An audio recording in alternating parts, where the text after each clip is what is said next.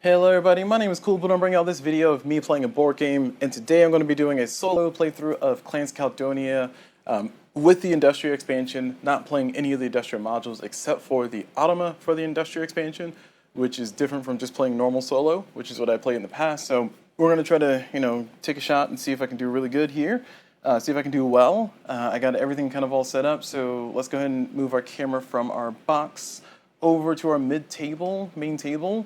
And let's go ahead and get our background music started, because I can't live without it.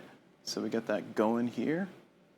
And yeah, let's go ahead and start into this one. So Clans of Caledonia, I'm not going to do a full exhaustive teach on this game, but I will be effectively teaching hopefully enough for us to know what's going on.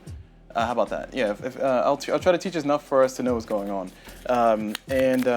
If you're looking to learn how to play this game, feel free to just continue watching, and I'll just do a rolling teach.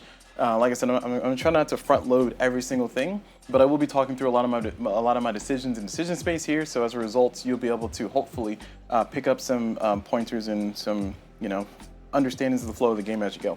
So as far as everything goes, though, I have a game set up here with the Automa. You see that I have kind of things set. For those who don't know, the Clans of Caledonia Industria expansion added the Automa, and the Automa has its own Automa deck, which I have off here to the side, which I have an overlay here, so it will pop up over here. It's right over here off to the side, but the reason why I have it that way is to kind of save on space. Let me just give a little shuffle here. But it's just to save on space, and also so I can hide it and move it when I need to. I was trying to compact everything to where it can be somewhat readable and visible, but that was a little bit difficult. And oh, hello Time Roller, welcome. Speaking of which, I do live stream here on Twitch. That's twitch.tv/CulBlu, that's CulBlu. So feel free to check me out there if you want to watch me play live. This will be my second attempt to do this Clans of Caledonia playthrough, because not only did I want to have a rematch, totally lost the last game, but also I learned that I played a rule wrong, because hey, if I'm doing a playthrough and I don't play a rule wrong on the first attempt, I mean, come on, am I really doing a playthrough? Sorry, jokes aside. So anyway, continuing on though, we have the Automa deck over here. This Automa deck is going to have these symbols on the back. I'll bring it over here to the main screen. So it has these symbols on the back with the little person in the gear. Note that there's going to be a number of them. So actually, let me just switch over to the other camera. There's going to be a number of them. Oh, picture in picture there. There's going to be a number of them, and they're going to have the numbers 1, 2, 3, 4, and 5. There should be 2 with the numbers 2, 3, 4, and 5 Roman numerals. So I have these ones. These are for the last round. These are all to the side. So essentially, you're going to take all the ones that have the Roman number 1 on them. Give those a good shuffle, and that's gonna form the Automa's starting deck right there. So that's what they're going to start with. And then subsequently, for the rest of the cards, there should be two of each round, essentially. For round 2, we have those 2 cards over here to the side with $10 on top. Round 3, same thing. Round 4, same thing. Round 5, same thing. So when the Automa passes, when we get to their, gaining income and all that stuff, they will gain those cards plus that $10. So they essentially kind of get a little bit more extra income to try to keep up and trek along with stuff. Additionally, the Automa is going to have their board like a normal player board would, but they're going to use their board differently. More specifically, we're going to put their glory marker over top. I'll explain what that is as we go along, and what that does and what the significance of that is. But everything else is going to be standard setup. I have my player board over here. I'm playing the blue player, of course, and they're playing the red player. Oops, these are on the wrong side, and that's set right. Okay. And there's some additional setup things to do, but first let me go ahead and get myself set up. Oh, actually, first let me get the board set up. So there's a board here on the board on the screen, but that's mostly because I was trying to space things out. So I want to make sure I properly randomize my board, so we can make sure it's actually truly random. There should be 2 tiles of each if you get the Clans of Caledonia Industria expansion. I think if you have base game Clans of Caledonia, you only have 4 maps. They're double-sided. But what I'm going to do is I'm going to give a proper randomize. And how I'm going to do this is I am going to essentially roll the dice. So these dice here, these dice will be rolling numerous times throughout the course of the game to kind of control some of the decisions that the Automa makes. But we're going to use the plus and minus to kind of make our decision for our stuff here. So plus is going to be the top tile, minus is going to be the bottom tile. And we'll do that in clockwise order here for each set of tiles. We need 4 different tiles. So first one, plus or minus, is going to be minus, so we're going to use the bottom one, so I can throw this one away. Second one, plus or minus. It is going to be the minus, so it's going to be the bottom one again. All right. This one, plus or minus. Hey, we got a plus. So the bottom one's going to go away. And then finally, this one, plus or minus. And we're going to take the top one. So, okay. And now we got to figure which side. So there are two sides to the map, and we're going to use plus or minus again to determine if we're going to use the side we're looking at or the opposite side. Plus is going to be the side we're looking at. Minus is going to be the opposite side. So starting with the first map tile, plus we're staying on this side. We're staying on this side. This one. We're staying on this side. And this one, we are flipping it over. There we go. All right, so that's all done. All right, so there's our map. Our map is randomized, sufficiently randomized, so you can't call shenanigans on anything that happens here, whether I do good or bad. Hopefully I do good. Additionally, I need to set up my clan, or get my starting clan. So these are all the clans here. I'm using only the base game stuff. I have all the expansion stuff off to the side, but like I said, the only thing I'm using from the expansion is the Industria Automa, which has the deck cards and all that fun stuff. So everything else is just base game stuff. So I'm going to choose two clans, and they're going to have a combination of starting information, starting stuff. So let me scooch this over. And my two clans are going to be, Clan Campbell and Clan Ferguson. Ah, man, this is challenging. I like both of those clans. They're fun.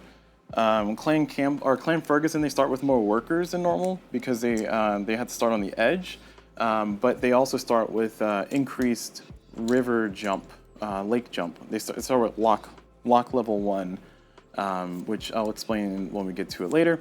Clan Campbell, they get a price reduction anytime they build near an opening, near a mouth. I don't know, what's a sound? It's not a sound, but they get a cost reduction. Oh no, I lied. That's the wrong clan. Sorry. This clan gets a cost reduction the more of production buildings they build. Oh, okay, that's actually really bad. That might be better. So essentially, the first time they build one of these buildings, and by these I mean the bread, cheese, or whiskey factories, then they'll get a $3 discount. The second time they get a $4, third time they get a $4, and fourth time they'll get a $5 discount. That can be really powerful throughout the course of the game. On the flip side, Clan Ferguson, they start off with 3 workers, so they must place 3 workers, but they start on the edge. And that could be really good depending on what comes out for our objectives. But first, let me go ahead and get this set to see what we have here for our stuff. So Clan Campbell is going to start with, if I choose them, they start with 1 milk, 1 wool, and 1 bread, and $55. And Clan Campbell, sorry, I said that wrong. Clan Campbell's going to start with those things I just said. Clan Ferguson is going to start with 2 wheat and 1 cheese and $55. So, I don't know. Not too excited about what they're starting with. I'm also not too excited what they're starting with, but I'm a little bit more enticed to work with them because of their ongoing clan bonus. Additionally, I need to set up my scoring shields there to figure out what we're scoring each round. The Automa will not score these things, only the player will. So we'll put these out. So the first one is going to be for every export that you have, you get 1 point. This one's for every basic goods you have, you get 1 point. For every upgrade you have, you get 1 point for round 3. Round 4 is going to be for every 2 persons or every 2 things that are on the edge of the board, you get $3, 3 victory points. And then the last one is for every produced good, upgraded good, you get 3 victory points per. Oh, for every 2 you get 3. Okay, that's still not bad. So if I can build up my production with Clan Campbell, then I can really get a ton of points at the end of the game. Clan Ferguson is tempting, like I said, because they start with 2 levels of upgrade, but they have to spend an extra. They have to buy an extra worker, which is kind of expensive. With the way I usually like to play, I usually like to try to get a lot of worker infrastructure out first and then start building the rest of my infrastructure, which is a terrible strategy, I just want to say, because it really doesn't help if the contracts aren't contracting in a way that works for me. Speaking of which, I do need to get our contracts out. Actually, I'll get our contracts out last. Let me get our corner tiles out. So in Clans of Caledonia, there are corner ship markers. I forget what these are called. Docks, ports, whatever they call them. But essentially, these are going to be on the edge of the board, and every player is able to activate these once per game. So just because somebody activated it before you did does not mean that you cannot still activate it. But when you activate it, you get some kind of one-time ability, and depending on the ability, it might determine if we need to, if I need to do a follow-up action immediately because of the corner tile, or if it's just kind of one and done. That's it, or the thing and that's it. So in this case, I want to see what those are before I make a final decision on which clan I wanted. And additionally, I want to see my contracts, my starting contracts, because this is some very important information. I do need to shuffle these, so I'm going to give these a shuffle. I do not have these in a bag like I did back in the days because the Clans of Caledonia Industria expansion came with its own insert, and I opted to use the insert because everything fits in the box great with the expansion and sleeve card, so I was pretty happy about that. But that means that I had to sacrifice my bag. But don't worry, that bag has been migrated over to Dwarf Romantic, which if you watch my playthrough of Dwarf Romantic, that's the same bag that I used back in Clans of Caledonia, way back in the days. I was very proud of that bag. Bag is pretty nice quality too. Nice little makeup bag. Canvas bags and makeup bags make really great bags for tile drawing. If you ever have a game where you need to put the tiles face down, making it a bag draw, it feels so much better. Like this is miserable. Like this feels I mean, this is nice once it's set up, then I can kind of pull the tiles and everything's randomized, but it's just miserable on the randomization side, you know? It feels like I'm doing the peasants' work. I'm joking. But I'm gonna keep those all to the side. Let's see, let me get the map tiles, work these out of here. So we have everything set, and now I can start making some of my critical decisions. And again, I need to determine which clan I want. Oh, no we don't. I gotta get these out. Contracts. So these are contracts. I will be ordering these contracts in a very specific way after I get started, because we need to figure out which one the Automa is gonna try to grab first. It's gonna be to help me out overall. But just note that the Automa is gonna make some very specific decisions, and we're gonna order that to help our brain just offload some of that cognitive work that we gotta do this entire game. I will say the Automa for Clans of Caledonia Industria is very straightforward, and I appreciate that greatly. Like I said, I still messed up on a rule, and I'll correct it in this playthrough. This will be the one that you see. Even if I do not win, fingers crossed that I can win. We'll see if I can get good. But speaking of winning, I gotta choose my difficulty. So I'm gonna bring the camera over to our other cam, and this is our Automa difficulty setting. So we need to choose our difficulty. So I have lost and won a game against Automa level 2, and I've lost 3 games against Automa level 3. So I'm gonna try Automa level 3 because I want to win a game, especially when the camera's going. But just note that I'm probably gonna have a hard time. Automa number 3, the difference is we're gonna ignore this last column. That's for some of the modules, the expansions. Just to clarify, the Industria expansion comes with a number of modules that you can add to the game or remove from the game. It's up to you. But this last column is only if you're using the train stuff. I'm not using train stuff, so we're just going to focus on just these first 4 columns here. And the Automa is going to get 30 victory points at the end of the game, added to their score, and then they're going to score points based on how the Automa scores points, which is explained over here on this card right here. So they'll score points in a very special way, so I got to be very cognizant of that. But the main thing is that they're going to start with $70, and they're going to start with two river jump. So that's why they're starting here. So normally you start at 0, but they're going to start with 1, 2. They're going to start at level 1 lock level, or lake level if you want to call it that, but lock is the appropriate name there. And they're also going to start with $70. So here's their money. Now I'll try to keep their money, it'll be. I don't think I'm at risk of like mixing their money up with my money. It's just, I just got to figure out where to keep their stuff so it's visible, so people can count and follow. Additionally, I do need to figure out where the Automa is going to start their glory marker. Now, this is a special thing for the Automa. The Automa is going to make decisions on when they build their expansions. They're going to have to decide what thing they're building, and this glory marker is going to mark that. So remember, we don't count their victory points, the Automas, until the end of the game, so this is fine. So we're going to put this glory marker starting on the milk production, which is the cow. And that means that when the Automa goes to actually build or expand, they'll make a decision, and we'll see how it works. We'll have a lot of opportunities to see how that works, because the Automa takes a lot of turns, and I don't appreciate it at all. I guess I just got to get good. Okay, now that we have all the information is now present, I can now see everything. They got their 2 starting workers over here. I got my 2 starting workers over there. We got their deck over here set and ready to go. I can bring it on screen. There we go. I'm just trying to work with my equipment here to kind of get this in a spot that's not too frustrating. I suppose I can just put it here physically, but I want people to have the best chance to read it, so that's why I want to put it in the other camera, so I can kind of zoom in a little bit more, get a little bit more fidelity. And looks like I need to scooch this over entirely. Okay, let me do that. One moment. Okay, there we go. There we go. Is that right? No, it's not right. There we go. Okay. So let's go ahead and shift this over. There we go. That's better. All right. So now we can kind of keep the cards there ghost-like, and we can just have fun with that. All right. Okay. Production values. Hey. All right. So let's go ahead and continue. So the Automa has their deck there. They have their money here.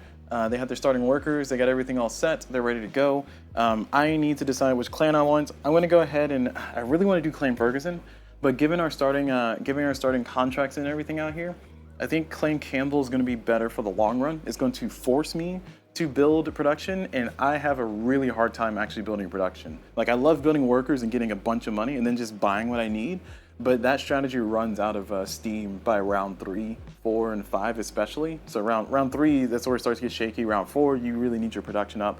At round 5, if you don't have it by now, I don't know what to tell you, bro. So what I need to do is I like Clan Campbell because they're going to force me to build the bigger buildings. So as much as I want to go for Clan Ferguson, I'm going to go for Clan Campbell. And just know that I'm doing this kicking and screaming the whole time. All right. Okay, so we got Clan Campbell, and we're going to start with $55. So here's 50 and 5. And I start with 1 wool, and I do have upgraded components. One of my friends that I played this game with a lot, they were very kind and gracious, and they gave me, for Christmas one year, they gave me these upgraded components. These are pretty nice. I think you can find these online. I don't know the exact store, but you can really, like, if you just search Clans of Caledonia upgraded components, you can find it if you wanted to. I just want to give a shout out to that because these are like nice and like, I don't know if these are resin printed, but these are nice. These like have a nice feel to them. So I really do appreciate a friend. Shout out to you. Thank you very much, friend, for the things. I'm not gonna say the name because I don't want to. People are allowed to be anonymous. Anomalous. Sorry, anomalous. Okay. All right, shenanigans aside, let's go ahead and continue. So we have, oh wow, that's twice. Crazy. There we go. Perfect. All right, so we have everything set. We got our clan, we got our money. We're going to start the game. As the starting player, I will start I will start as the first player. Going first is what I was trying to say. Additionally, the Automa is going to make some decisions based on the stuff, but we're going to talk about that when we get to the Automa's turn. I'm going to take my turn first. Oh, I can't because we got to place our first workers. The Automa is going to place 4 workers total, and then I'm going to place 2. So the Automa is going to place all 4 of their workers, 1 on each tile, 1 on each map tile, and then I'm going to place my 2 workers, and then we're going to start playing. So the Automa is going to make the decision based on plus or minuses. I'm going to use their port markers here to kind of remind me plus or minus, but we're going to go in clockwise order, similar to how we did before with rolling the dice for plus and minus, with plus being center, minus being outer, or plus inner, minus outer. Man, there's hair in there. Okay, let's roll this. So minus, they're going to be outer. And what that means is that they're going to try to build their worker closest to the port or closest to the center. And we'll talk more about that as we go. All right, so next, plus or minus. So minus are going to be outer. Now the rulebook says that the bot is going to do 2 inner and 2 outer. So because they did those 2 outer, they're going to do these 2 inner. So there's no need to roll the die here. And now we got to figure out which workers they're going to put. So the Automa is going to follow a few decisions. Make their decision based on a few different bits and pieces here. And the first thing that we're going to do, let me see if they have a card for it. They do have a card for it. Look at that. Look how cool that is. They have a card for it. So they have a card for it. I'll switch the camera over so we can take a peek at it. I will try to switch the camera so we can get a peek at it. There we go. And this card has the information here. Oh, look at that. Hey, it's me twice. But this card has the information on it for the setup. But what we're doing, we did this. We put 1 marker on everything. They're going to try to purchase a spot that costs 1 or 2, nothing higher. And then we did a dice roll to figure out they're going to build close to the middle or close to the ports. And then we're going to set them as second place or last place in this. Because you can play with the Automa with other players as well if you wanted to. It's up to you. So with all that said, we got them all set and ready. We're going to put the workers down. So we got to make the decisions here. So as far as the decisions to make, we're going to look over here. So we'll look over here in this first tile. And they have this spot here, but it costs 4, so they're not going to buy that. They are going to buy this one, though. So they're going to buy this one. So they're going to pay the normal money, $10 plus $1 for the land. So $11 total. So putting in 20, taking back 9. And that's done. Then they're gonna build this one over here. Again, they're gonna look for anything that's 2 or 1, and they got a 2 right here that's pretty close. They can actually reach it immediately, so they will. Now, when the Automa can reach the port, what the Automa is gonna do is the Automa is going to claim it immediately and get $10. They're gonna ignore everything about it. They're just gonna claim it and get $10 immediately. So in this particular case, this Automa is going to claim this right now and gain $10 to their coffers. It's gonna go right there. That's their cash on hand. I'll try to make it visible so people can count if you really wanted to. And that's done. All right, next they're gonna build, so that one is actually correct because they did claim that. Next we're gonna build here. So we're gonna go ahead and, I kinda wanna put the Automa's cards up top. Can I do that? Let me see. Yeah, it's fine, it's fine, I'll live. But next they're gonna do here. So they're gonna try to build as close as they can here. They can build right there. So they're gonna build on that spot. That costs them 2 plus 6. So the worker cost plus the land cost. So they're gonna spend 8 total. So I'll put in a 10, take out 2. Okay. All right, and then last but not least, we have this spot here. They're gonna try to build as close as they can to the center. There's a 1 spot here. There's a 1 spot there. So this is the spot they'll choose. I don't think there's any other valid spot. So they're gonna choose here for the mountain man. They're gonna spend 10 plus 1, so 11. And now they're all done. So now the Automa has all done placing all their stuff. Now I'm gonna place both of my workers and I gotta decide, I gotta put 2 workers and I must pay for them like normal, just like the Automa did. And we will see how we do with our decision making. So I want to try to build production early and invest in a long game or late game. I also want to keep in mind that there's some scoring conditions out here that really reward me for building on the edge. So that means that I can kind of get some edge stuff early. So I can possibly get this. Oh, that's a great one. This one's actually pretty good. This one means that I can switch my production buildings with another production building as long as it's not a wheat factory. So that can be really strong for me to get some more expensive buildings out. More specifically, I can get the whiskey factories out or the cow productions out. Whiskey factory costs 10, cows cost 8, everything else costs, cows cost 9, everything else costs 8 except for the hay mill, whatever it's called, it costs $18. So that one is super expensive, especially early game. So I think round 2, I want to try to build my first one, but for right now, I want to try to focus on taking advantage of my discount that I get down here with my clan and move forward from there. And I'm gonna change my tweezers. There we go.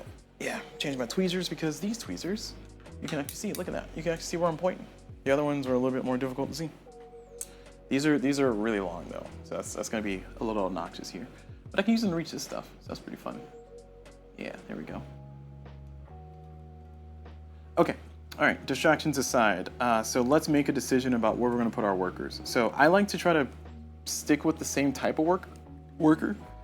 And if I go for the Mountaineer, it's expensive early on, and I don't really know if it's worth the payback because the Mountaineer and the farmer, or the Mountaineer and the woodcutter, they will basically give you the same overall, except for you just spend more with the Mountaineer.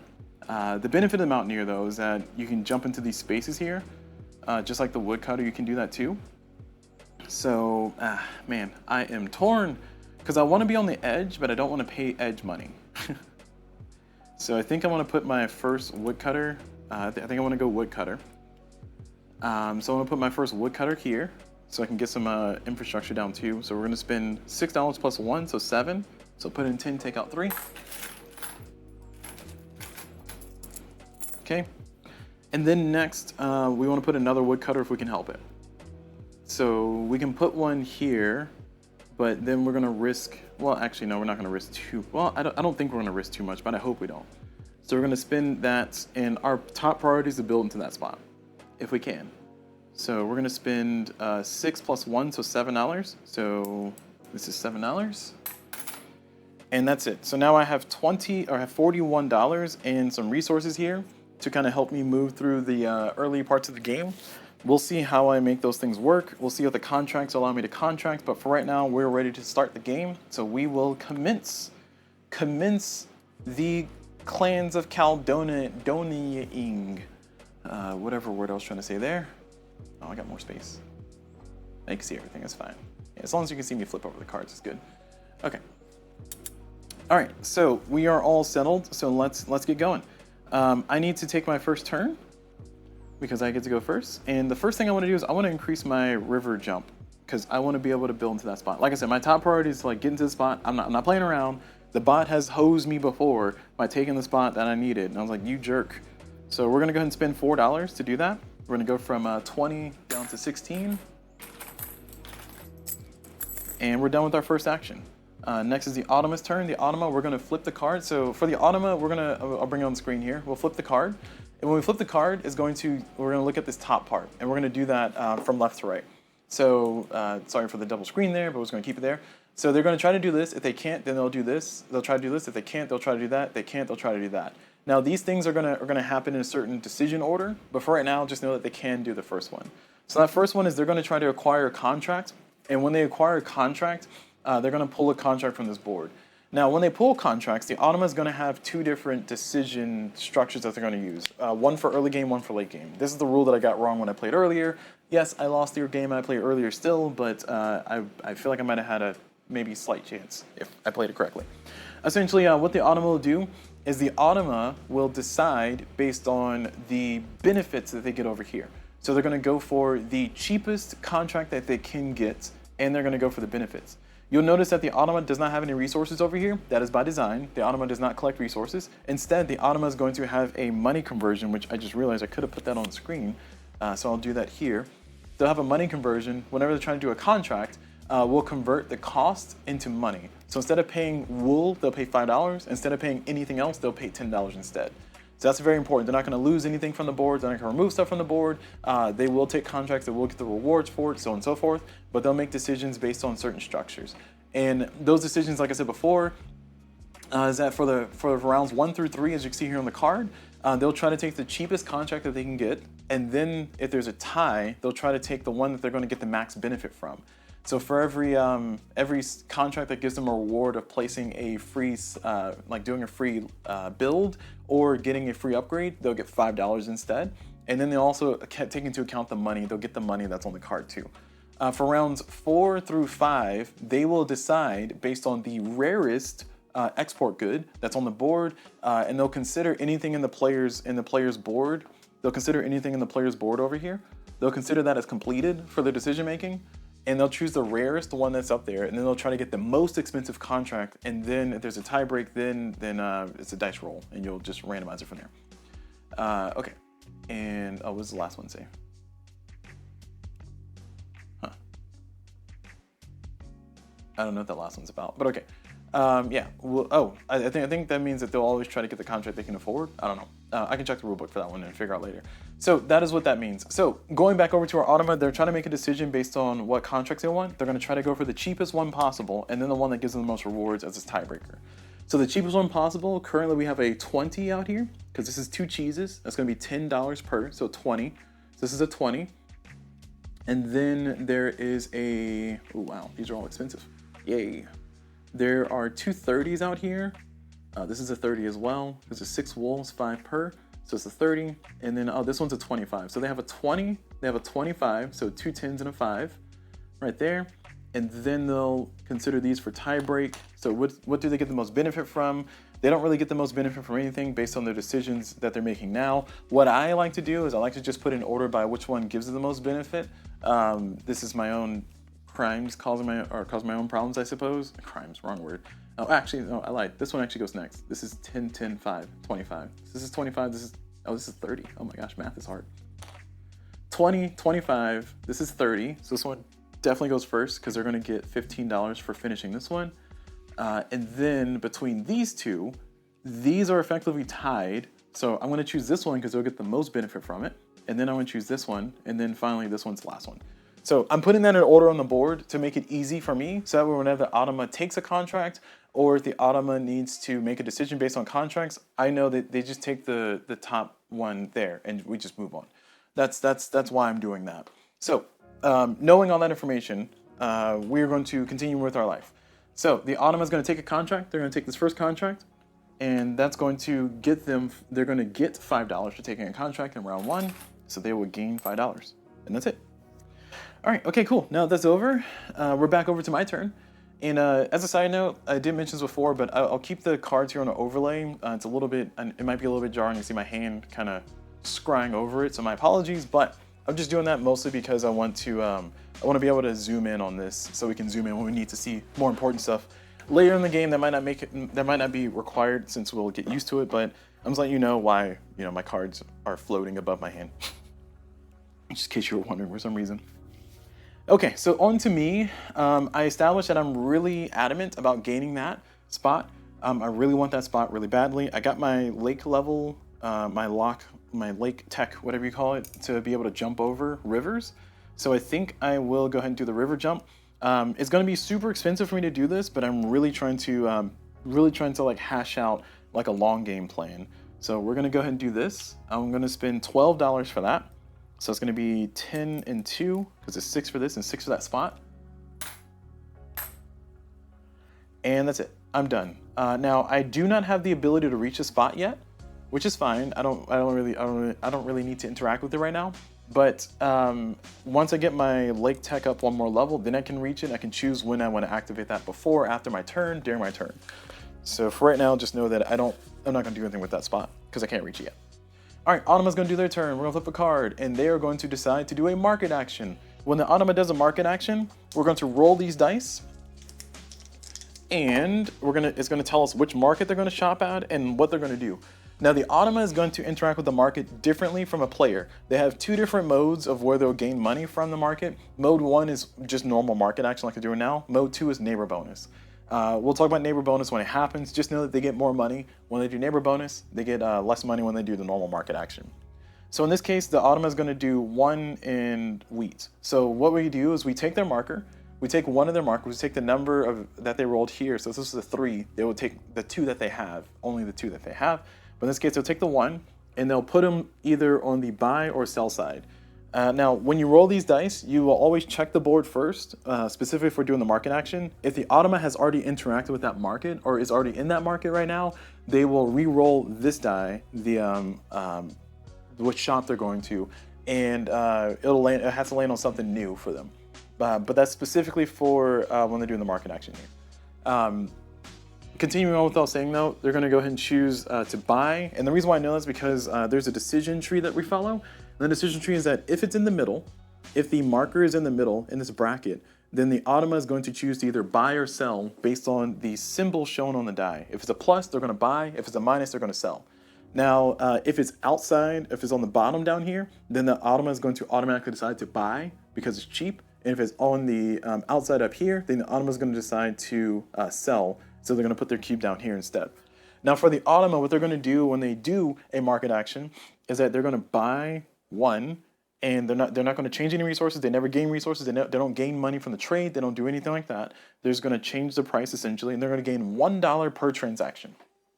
So if they sent 3 other market people over there for this one action, they would gain $3, and that's it. Now the difference between that and a neighbor action is that when they have a neighbor bonus or well, I'm just gonna say neighbor bonus. I don't know how the other one works, the flea market or whatever it's called, farmer's market.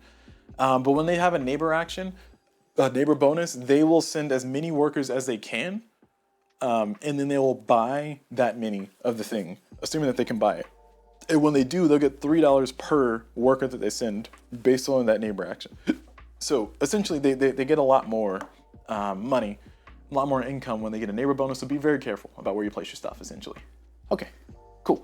So now that we're done with that, the Automa's done with their turn. So we are now moving on to my turn. So I got $25, and I can sell these goods if I need to. I can go fulfill a contract if I need to. What contracts can I fulfill? I could possibly do that first contract. I'm not too stoked about that one. I like that. I like the second contract. Like this contract right here is saying nice nothings to me. I need one more wool, and I need 1 cheese, and then I'll be able to do it. So that's going to cost me 10 4, so it's going to cost me $14. So I'm going to break this 20 into, well, I guess I'll break this There we go. So I still have 25. Yes, I still have $25. I'll break this 5 into 5 ones. Oh, you might have heard the metal money. I do have the metal money because I got the upgrade for that one, so it's really nice. I like it. Okay, so I would need $14 to do that. So what I'm trying to do is I'm trying to plan out where my stuff is going to go. So $14, because that's the cool thing about Clans of Caledonia. There's no hidden information. If you can kind of predict what your opponent's going to do, you can literally perfectly plan every single thing. One thing I'm a little bit worried about with this approach that I'm about to take is that I'm about to take the approach of buying the wool and buying the cheese, and then I'm going to hold on to the milk for 1 round, and then I'm going to build a cheese factory with my money, and I should have more than enough money to do so. And then the plan is to produce that cheese for next round and then kind of do some cool stuff, hopefully next round. So that's the plan. Now, the thing I need to worry about is I need to make sure I have enough money. I do get a discount, so I got to remember I have that. I do get a discount for building that cheese factory. So that cheese factory is not an 8, it's a 5 instead. So that's really helpful. And I can even build a second cheese factory if I want to go crazy, but there's no need for me to do so. So that is outstanding for me to have. So with all of this information being said, I'm going to go ahead and buy the most expensive thing I can, which is the cheese. I'm going to buy that for 10. So I'm sending my worker to the market. I'm going to spend $10 and I'm going to get me a cheese. All right, I got me a cheese. So I'm all done. Oh, this moves up by 1. Okay, now it's on to the Automa's turn. We're going to flip their card. And the Automa is going to make a decision of they're going to upgrade their workers. Now, when they're making a decision of upgrading the workers, there's only 2 spots for them to do, but they'll choose based on where they have the most workers deployed. If they have 3 or more of a worker, then they'll do that one for sure. But if they're tied, then it'll be a 50-50. I'll roll the dice for plus and minus and kind of make a decision from there. But for right now, they're clearly going to do this one. So they're going to spend $10. And we're going to flip this over. So now they're going to get more money during the production phase for that particular type of worker. And that's it. All right, let me see if I can kind of crisp this camera up a little bit. I don't think I can. I think this is as set as I can get it. Yeah. Yeah, no, this is all I got for you, y'all. My apologies. I'll get a better camera one day, but for right now, this is what we're living with. All right. So continuing on, the Automa's done with their turn. Cool, quick turns. I appreciate that greatly. Now back over to me. I'm going to go ahead and buy this wool. Now the question is, do I want to get more wool? I suppose I can buy more wool. Hold on 1 second. Let me, this is not part of my plans. Deviating from my plans, I'm gonna spend $5. So I'm gonna spend $4. So put a 5, take back 1 to get another worker. And I'm gonna buy 2 wool, and that should be enough, right? Let me make sure. I need 5 to build the cheese factory. This 4, I'm gonna get 5 when I take the contract. Okay, I should be good. This 4, what is this 4 for? Oh, that's to buy the, oh, okay. Let me convert this into ones. I need to plan. Planning is my weak point in this game. So this is going to be for the 2 wool. And then I have $3 left, but I'm going to get $5 for taking the contract, which means that I will have enough money to buy the cheese factory. I'm going to try to hold on. Oh, I can also take another contract after I finish that first contract and kind of do some. Okay, all right, we're good. We have everything kind of nice and well planned out. I like best laid plans. Okay. So I unlocked the worker was my action. So now we're gonna go back over to the Automa. The Automa's gonna flip a card and they're gonna upgrade their other workers for 10. So there we go, they're done. Back over to me. So I am going to send my two merchants over to the shop, and we're gonna spend $8 to get 2 wool.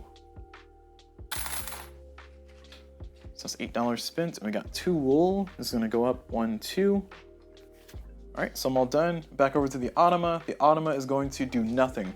Now, when the Automa draws this card, they're gonna do nothing, and then because they did nothing, they're gonna delete this card from the board. So they're gonna delete this card from the game, but they're gonna do nothing right now. So they're gonna skip their turn essentially. They're not passing, they're skipping their turn. So those cards are, there should be 4 of those, I think, that exist in the Era 1 deck. There's ways for it to not show up, and that'll hopefully be explained later. But for right now, we're just kind of living with what we're living. We'll keep moving, and I'll show examples when they come up. All right. So moving on to our turn, we got everything that we need to finish our contract. We got an extra wool as well. So we're gonna go ahead and take our contract. We're gonna gain this. And when we take this contract, we're gonna earn $5 because of the round. And the future rounds is gonna cost us money to take contracts, but for right now we get money for taking contracts. Trying to encourage us to do some exporting and stuff. So that's all done. So now back over to the Automa's turn. The Automa is going to upgrade. Now we have our first situation where we gotta do a second card. We gotta do a support card. So the way this works is the Automa is going to make a decision to upgrade. Now we got to figure out which upgrades can they make, because they can make either a upgrade for their merchants or they can make an upgrade for their lake jumps.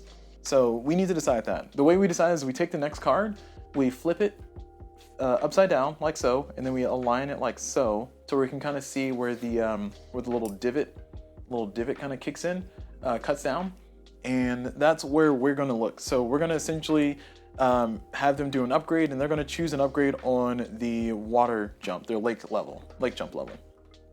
So as a result of that, we're going to go ahead and fulfill that. So they will upgrade this by spending $4. All right, there we go. Dollars well spent. And that's it. Back over to my turn. I'm going to go ahead and fulfill this contract. So I'm going to spend 2 wool, 1 bread, 1 cheese. And I'm going to get $10, which I forgot about. I'm going to get 1 upgrade of my choice. I will choose to upgrade my worker. Now, when I upgrade my workers with one of these upgrades, I got to spend $5 because these normally cost 10. So instead of getting it for free, because these I get for free, I would get to move this up for free or get a free worker because these cost $4 a piece. These cost 10. So instead of getting the whole thing free, I got to spend $5 in order to unlock that. So I spend $5. So I get a discount essentially. Alternatively, this is an important thing. I did not know this until way later in my journey of playing Clans of Caledonia. When I do get an upgrade from fulfilling a contract, I can choose to pull one of my workers back. And that's important because what you can do is when you pull that worker back, you can send more workers later to do the opposite side, to buy and sell in the same round of the same resource. I'm not choosing to do that, but I might decide to do that sometime in the future. For right now, I spent my $5. So I'm flipping that. And we're done. Did I spend my $5? I did not spend my $5. Okay. There we go. I spent my $5 and I'm done. So that is all good. Wait, did I spend the $5? I feel like I spent the $5 already.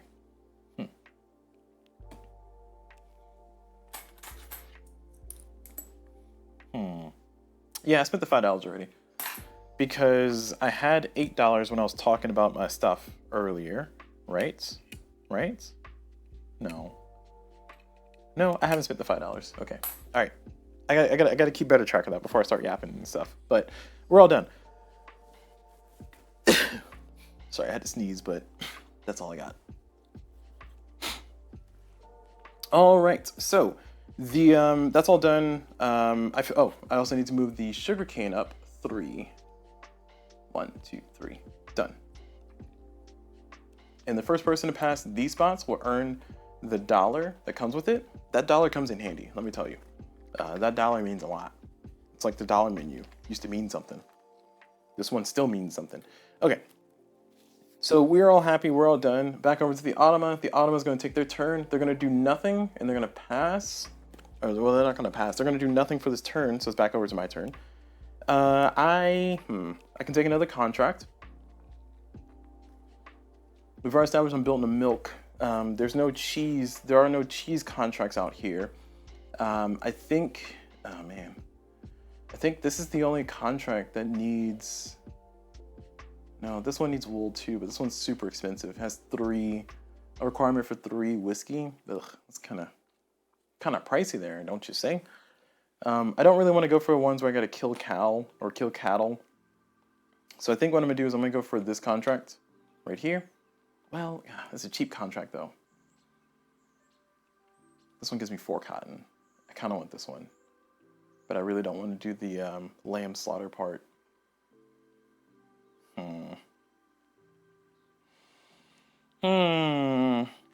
We have a dilemma. All right. I'm going to take the contract that's easier to fulfill, which is this one.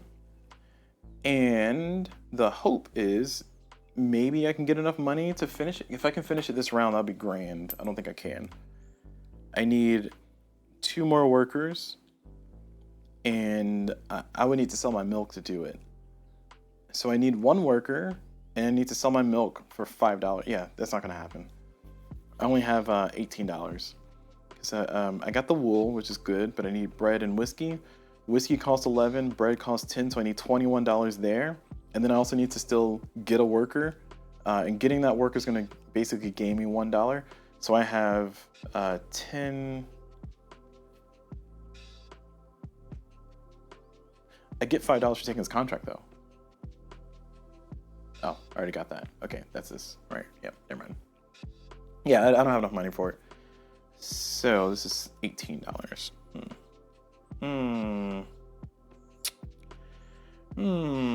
Still not enough money, huh?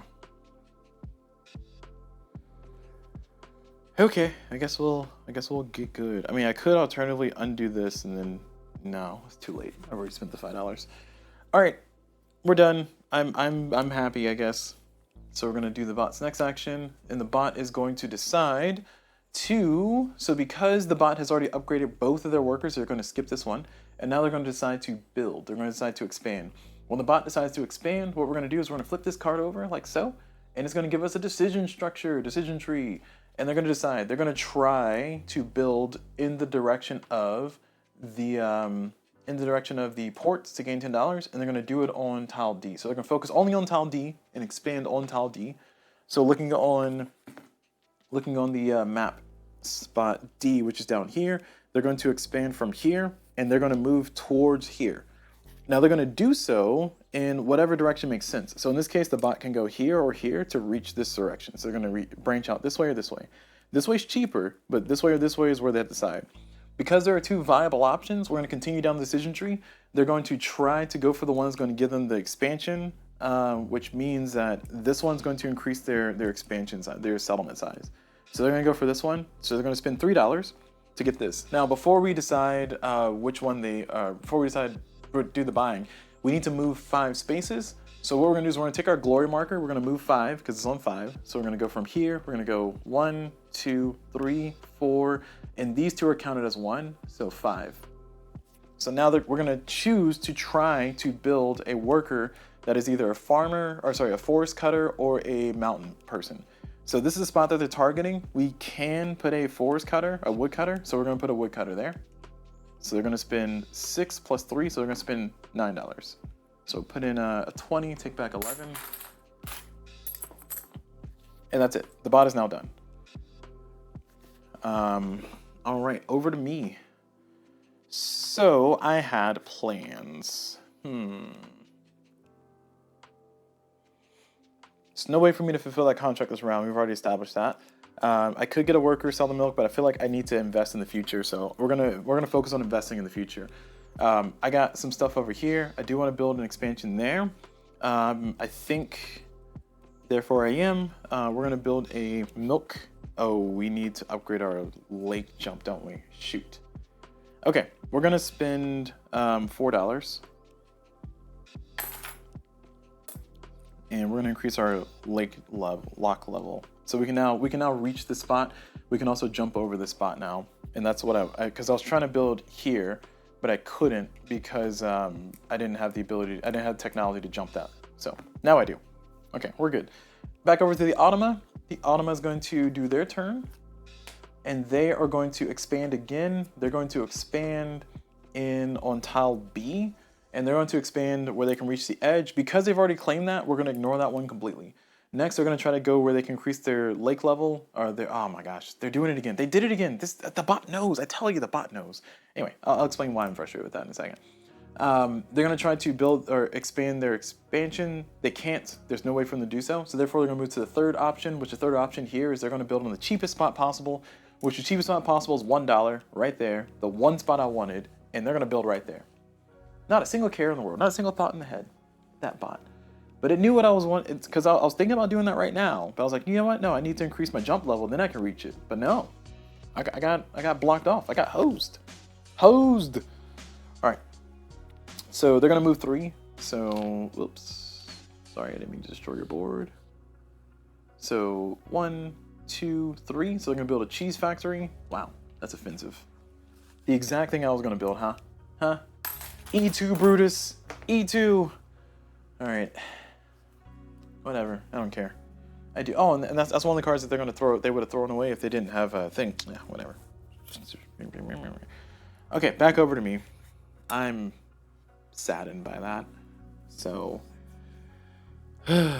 sadness aside, let's see. I'm gonna put my force. I can put my last force worker out. I can put him here. There is a reason. There is benefit for me to like hold on to him, so I can put him there and there. But we're about to be at the. I'm about to be at the end of my round, and this cost me $12, which is crazy expensive. I think I should put out a normal building structure and try to like break out of this corner that I'm kind of in. Maybe get down here. I could also try to build some cheap structures and swap them out. Actually, you know what? I just thought about that. Yeah, I can do some cheap structures and swap them out early. Get my forest replaced. Okay. I'm not too worried about my forest replacement right now because I do still have access to this. And because I have access to this, that means that I can swap out 2 of my production buildings. This right here. I can swap out 2 of my production buildings for other production buildings. So I can swap out my my foresters that are here or here for other things, and then get those foresters back. So I can kind of get the benefit for both, like get the benefit and also get the production later. So what I'm saying is I could put a forester right there. I think that's kind of costly for me. The benefit is I get $5 and I can possibly take another contract, but I can't because my contract box is full, so I just get $5. So there's no worth in me triggering that right this second.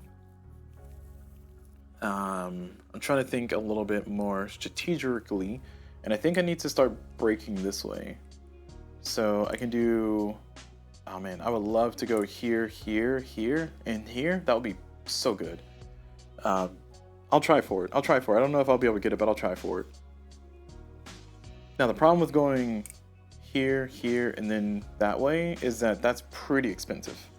I could alternatively go here and then next go there, and then still kind of get all these spots in between. Okay, maybe not all these spots. Sorry, I'm trying to think. Oh, sorry, I haven't explained this. So for those who have never played Clans of Caledonia, I should probably explain how the settlement size works. So settlement size works in a very strange way in this kind of game. Essentially, settlement size is based on bodies of water separating your people, but their people still being within reach of each other. So what I mean by that is that, let's use the example up here, because they stole my spot. So I'm just gonna, let's say hypothetically, this is what the board state looks like, hypothetically. My settlement size, my largest settlement size, this settlement size is 1, this settlement size is 3. The reason why is because we have one person here, and there's a separation of body of water, which is the river, and then I can reach this spot. I'm within, like, communication distance. So then we go to here, and this one can reach that one because I can jump over lake level. That's my lock level 1, my technology level 1. So I can reach that. So this is 1, 2, 3 different settlements that are within reach of each other. Now, hypothetically, if this worker were here instead, hypothetically, if this worker were here instead, this would be a settlement size of 2, because this is 1 and then 2. So having the rivers separate you and having the bodies of water separate you are kind of important, which is why I was talking about trying to go this way, because I can get some really good really good settlement size by going here, and then here, and then here, and then here. But the problem with that is that the Automa might take this spot, or this spot, or this spot before I get there. So I don't know if I'll be able to make it in time. I think it's better for me to go, because I can get my forester out right here. It'll cost me all my money. I won't be able to get my production building out, which I'm kind of sad about, because I was really hell-bent on converting this milk. But if I'm committing to not spending the milk or converting the milk into cheese, because I guess it'll give me more. It'll give me $11 next round if I sell it. Or I can use it for a contract if a contract shows up with it. Then what I need to do is I need to unlock a worker, sell this, and then focus on everything else. Because this will give me more money for this round instead of focusing on the future rounds. So that's kind of, a lot of words to kind of get to the point of I have some hard decisions to make. So I could invest in the cheese factory. Oh. I could invest in the cheese factory. And, actually, I just remembered, the cheese factory cost me less than normal. It cost me $3 off. Oh, I forgot about that. Oh. So it's actually cheaper for me to build a cheese factory here than it is for me to build a forester. Interesting. Okay. I feel good about that. I feel good about that. So what I want to do is I want to build a cheese factory. And I want to build a cheese factory. I want to build it here. Because I can swap that out for a forester later. Although I'm spending 6 for the land, and that's kind of expensive. The only benefit of me putting it here right now is that now I can reach this, which I don't need it right now, but I will need it in the future. And it gives me the ability to jump to this spot next, the $2 spot. So there's pros and cons. I'm hemming and hawing about it. I think my hem should haul less, so I'm gonna haul less and just keep it where it's at. So we're gonna settle with that. We're gonna be happy with what we have established. We're gonna spend our money. This is gonna cost me $8 plus 6, so 14 minus 3, so 11. So I spent $11. I got $3 left. Oh my gosh, do I want to do that? If I go here instead, I can't reach this, but I will be able to. Man, this is painful. All right, we'll go here instead. For what reason though? Hold on. Let me think. If I go here instead, I save $1, and then I'll have $4 left, and I can get a merchant, and then I could do nothing with it. I can do nothing with the extra merchant.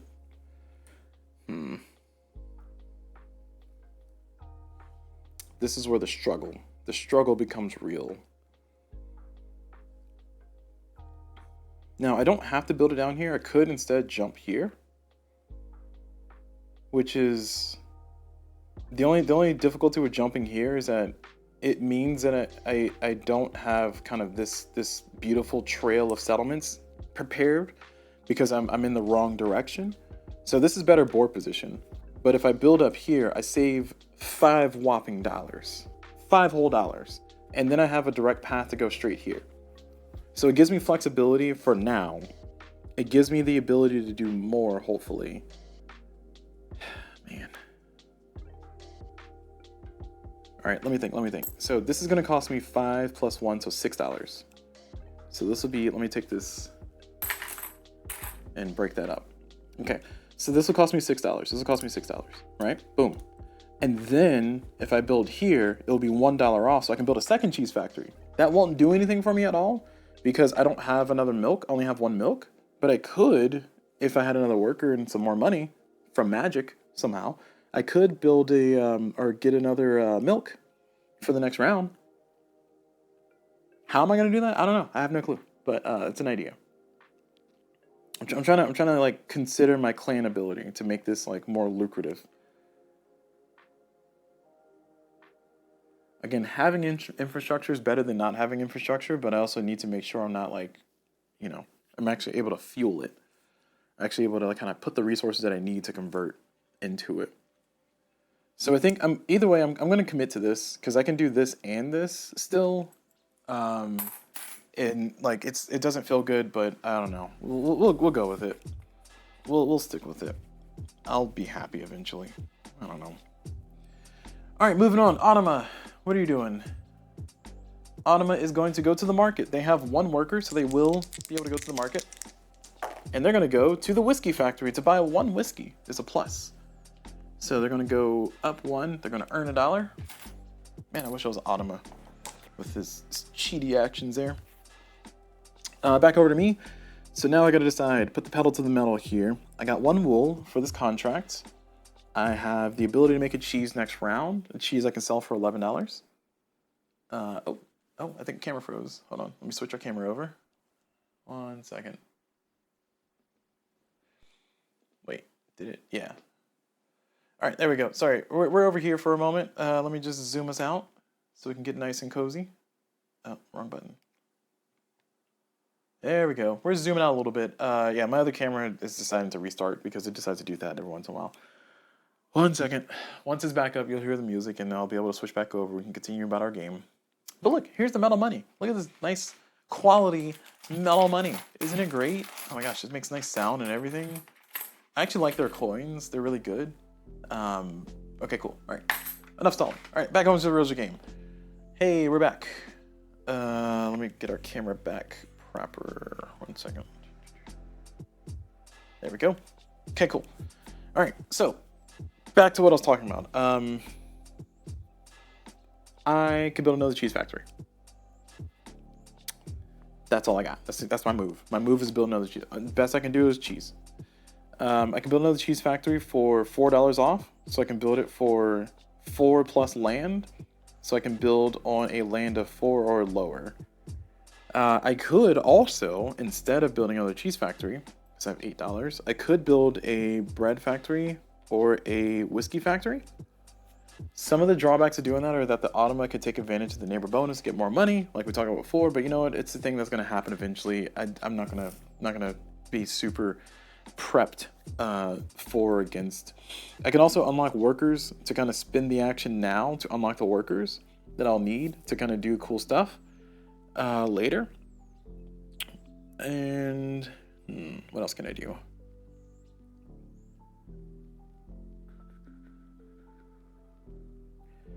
Can I get this other forester out? Because if I can, that can give me like max money. They'll give me $24 from here on out. Every round. I got $8. The max I can afford is a forest of 2, and I don't think I'm within reach of a forest of 2. So that's a no. Also, my AC is making a presence because it is hot. So my apologies for the sounds.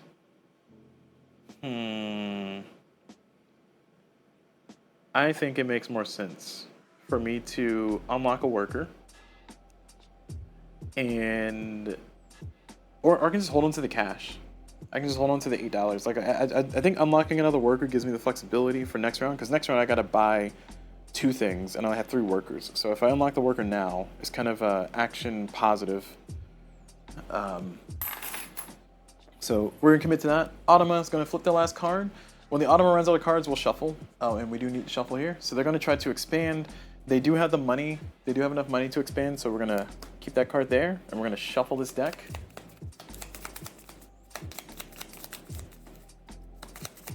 Oh, it's a little red, isn't it? Huh. Interesting. Okay, there we go. And now we're going to flip. Oh, there we go. And they are going to try to build on the cheapest spot that they can on D. Ah, of course. See, I'm telling you, the Automa knows. They're listening. The Automa is sentient. You can't... Okay, well, they have 2 options. They have here or here. They're going to choose to go closer to the port tile. Okay, yeah, the Automa knows. Oh, actually, no. I take it back. They're going to go for the cheapest spot first. This is the cheaper spot. They're going to go for the $1. Ha! Whew. I was very afraid. I want that spot. That's my spot. They're going to take this one instead. Okay, they're gonna move 4. So 1, 2, 3, 4. And they cannot build either of these in this spot. So therefore they're gonna move over 1 more, and they're gonna build a sheep instead. So a sheep for 9. There we go. Automa's done. I could sell my milk and do something else. No, that's a silly thing to do. I really want to get that forester out, but I don't think it's worth it. I'm going to pass. I'm going to pass for $16. So because I was first to pass, I will gain 16 beautiful dollars. And now the Automa will go, and the Automa will flip their card. And... 1 second.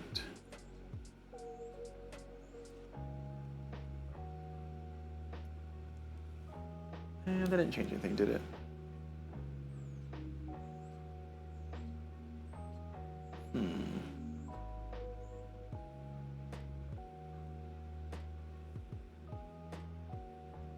There we go. That's better.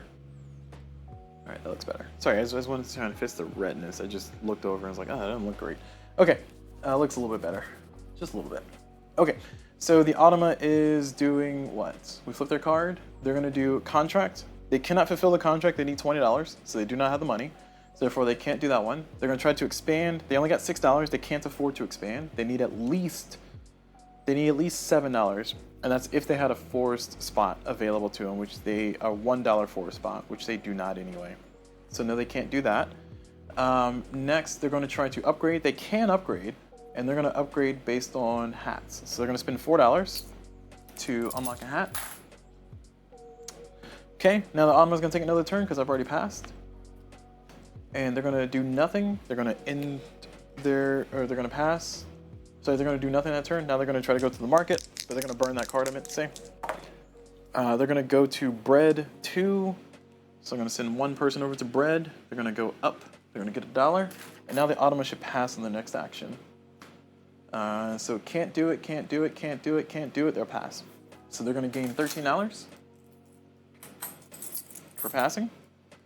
And now the Automa is done. And now we're done with the round. So now we're gonna score the points here. The Automa will score no victory points from the shields. So therefore only I get to score those, and I'm gonna claim 3 victory points. I'm on the board. Woo, look at that glory marker moving. Sorry, trying to get it oriented properly. There we go. There we go, perfect.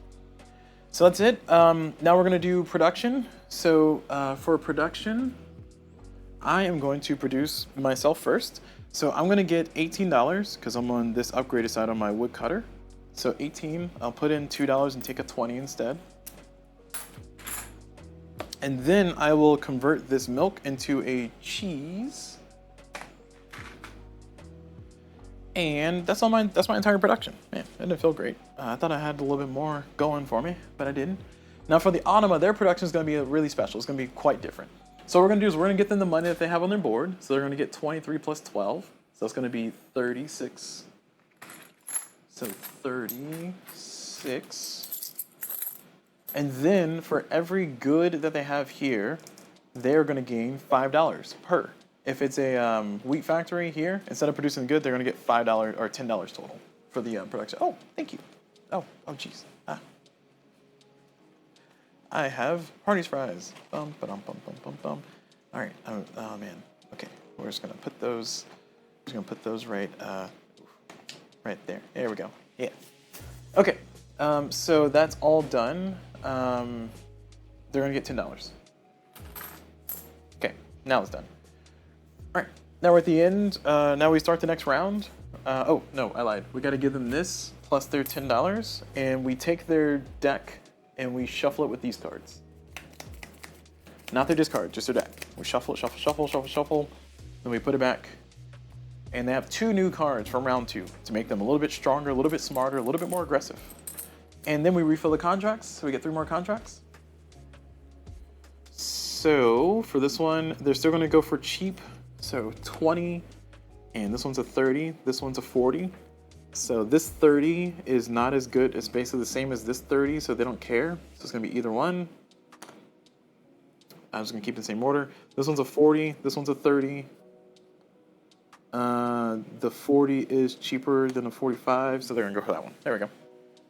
All right, order is all ordered. That's gonna make it easier for my brain during the course of the game. So that's all done. Now we're on to the next round. Workers go back home. Okay, now we're on to the next round. So I don't need that cheese still. So I'm gonna go ahead and sell that cheese because I do not need it. Bye-bye cheese. I get $11. So that helps me out a lot. Next up is the Automa. They're gonna flip and they're going to expand. And they're going to expand where they can get a trade deal on tile C.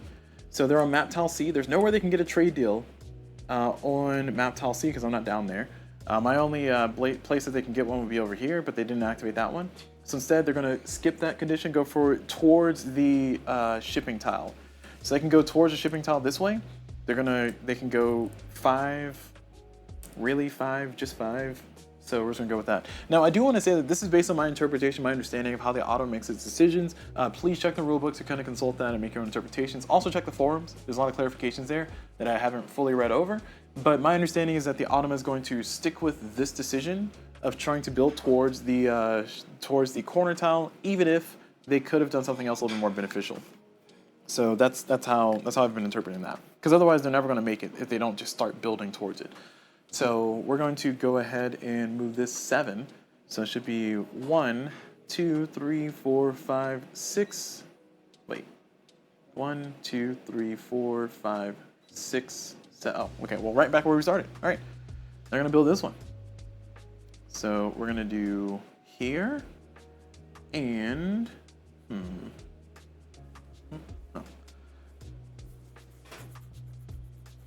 and let's see, what is this? They're gonna build on this spot. So 5 plus 8, so $13. Dear goodness. So $13 well spent. They're happy, I suppose, and they're done. All right, back over to me. So for my turn, I have $49. So I got bank. Again, we have things that we need to do. So we're gonna go ahead and buy a bread. Should I buy multiples? If I buy 2 bread and 2 whiskey, then that'll allow me to get this other contract as well. And I'm in the game of trying to get more contracts because I feel like it's good. Now, if I get 3 bread and 2 whiskey, I can get that. But I need to build a sheep, and I don't have a sheep on the board. So, call it what you will. It's going to be a little bit challenging.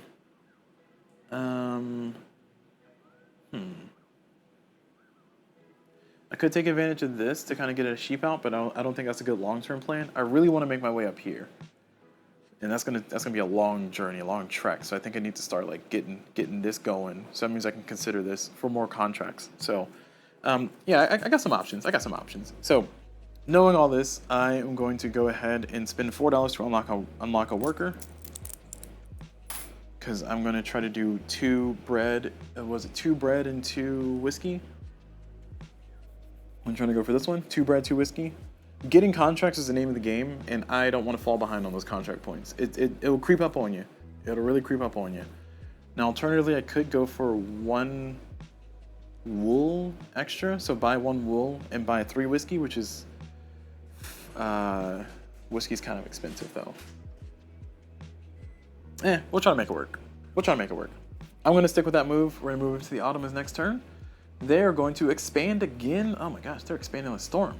They're going to expand on tile B, and they're going to expand on the cheapest spot that they possibly can, which is going to be this spot here, number 3. So they're going to expand that way, and they're going to move 6. So 1, 2, 3, 4, 5, 6. And they're going to build a mountain worker, mountaineer right there. So $13. Done. Okay. So next up is going to be me. Yeah, this is the infrastructure game. So we're doing a lot of market stuff here. So I want to finish this contract this round, but I don't think I need to really mess with that. I think I need to get some board presence because the bot is expanding a lot and it's scaring me. So I want to go. I can build another cheese factory for cheap. I can build a bread factory. Let's see, what else can I do? My last forester, we already talked about trying to get them out.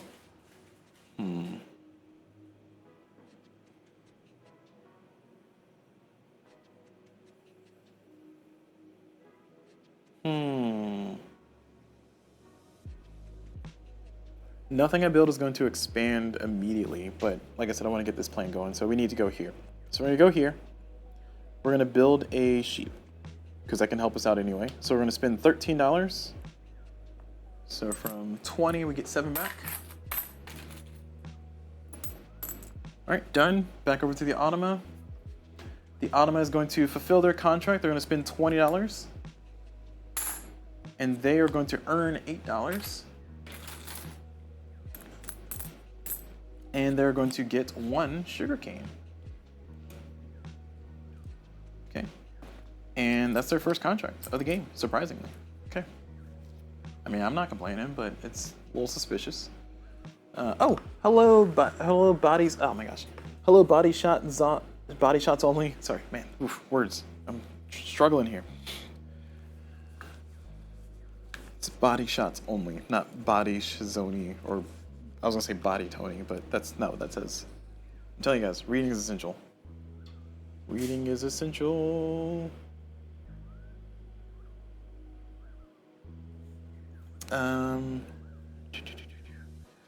Oh, sorry, question here in the chat. Does the Automa work well, or work with the expansion as well? The answer is yes, it does. They have rules in the rulebook for the Automa working with the expansion, I have not played with the sorry, to be more specific, the Automa is a part of the expansion. However, the expansion is modular, which I love modular expansions. But you can include different modules, and when you do, they'll have rules in the rule book. Actually, I'll just bring it up here to show you. So back here, for the expansion modules, for the Automa, it has all the text there. It may not be legible right now because of my camera, but let me switch over here, just give you a peek. You can see right there. There we go. So when you're using the Automa, oh my gosh. Sorry, I just made a mess of the Automa's board, my bad. When you're using the Automa with the module, or with the modules from the expansion, you can add them and it'll give you extra rules and extra setup. Okay, cool. Sorry. Like I said, I made a mess of the board over here, so let me go fix that. Jeez, reckless. Reckless. And look at this. Wheat factories just all over into my whiskey. Ugh, I hate when that happens. I think their lake jump level is 2. And I think this is correct. And this is all fine. Yeah, this is correct. Okay. All right, everything's good. Okay. All right. Yeah, no problem. No problem. Thanks for asking. Thanks for asking. All right. So the Automa did a contract completion, so we're back over to me. I was considering building. Oh, no, I did build. I built this. I spent $13. Okay, I don't know if I missed an action, but if I did, oh well. All right, Automa's turn. What are you doing? They're going to go to the market. They're going to go to market on wool. Oh, you jerks. And they're going to buy 2. Okay, well, they're going to buy 2. 1, 2, making that price more expensive. And they're going to earn $1 per transaction there. Just mucking up everything. Oh, okay. I see. Body shots only says I stopped you before your turn. Okay, thank you. All right, so I'll take 2 turns in a row, and then I'll let the Automa go. All right. Actually, I don't think it matters that much. I mean, it does, because I guess if I wanted to get more wool, that kind of hosed me a little bit. But, it's fine. I'll live. I'll take 2 turns in a row and keep it even. Geez, what do I even want to do for 2 turns? Oh, okay, I want to do that. So this is where I want to build. I can build here, and I need to be careful because if I build, well, it doesn't matter what I build, they're going to get a neighbor bonus. So, because I can't build a worker, so they won't get a neighbor bonus. So I'm kind of stuck there. The question is, what do I want to build? I can build myself a basic goods are all the rage right now, so I can build myself a sheep. Sheep do not get the discount, which is the problem. So I think I want to build a cheese factory. I'm gonna get me some milk.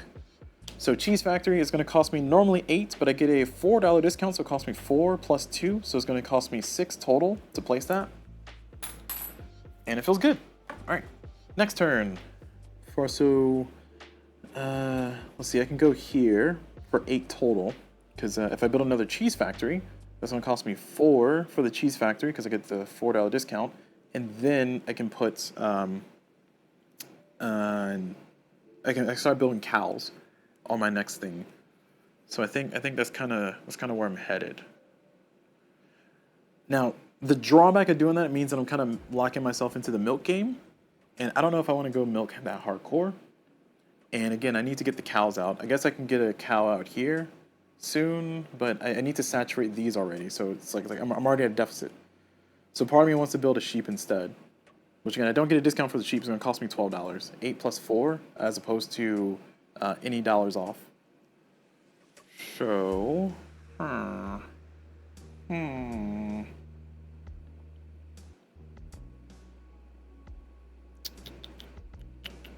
also need to buy this stuff too, don't I?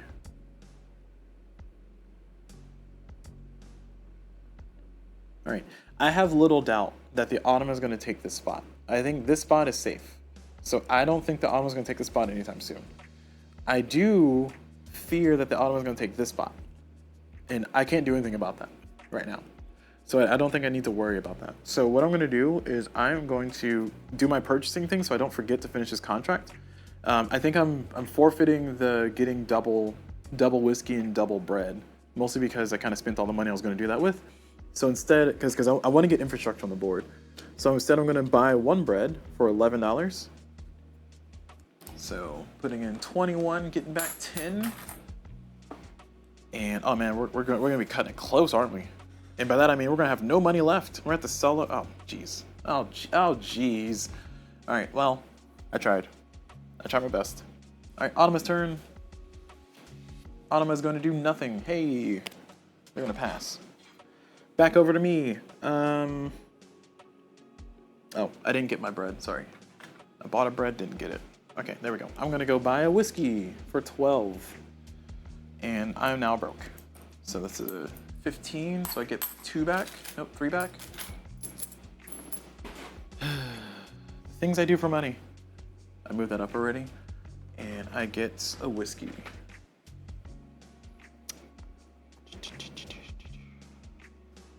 And I'm done. Automa's gonna go. I'm gonna shuffle their deck. And I'm hopeful that I can do something good with this, but I don't know, y'all. This is getting dicey. So the Automa is going to expand. They're going to expand on the expand towards the thing on A or B. So A or B, they already have B, so we're gonna ignore that one. They're gonna go for A. They're gonna try to reach a spot. They should be able to reach it. So they have 2 viable options, either 3 or 4. So they're going to choose on the next tiebreaker, which is whichever one gives them more settlement. Both will do the same. So they're going to choose whichever next. They're going to go for whichever one gives them a trade bonus. None of them. And then finally, whichever one's cheaper. So they're going to go for the 3. So they're going to go for the 3. They're going to move 2. So 1, 2. They're going to build a cow way up here. You jerks! I want you to build it down here so I can reach it. Ugh. Okay, fine. Anyway, they're going to build that there. It's going to cost them $13. And they're gonna put a marker, boop, right there, and they're gonna get $10 more. Wow, it's great cheating.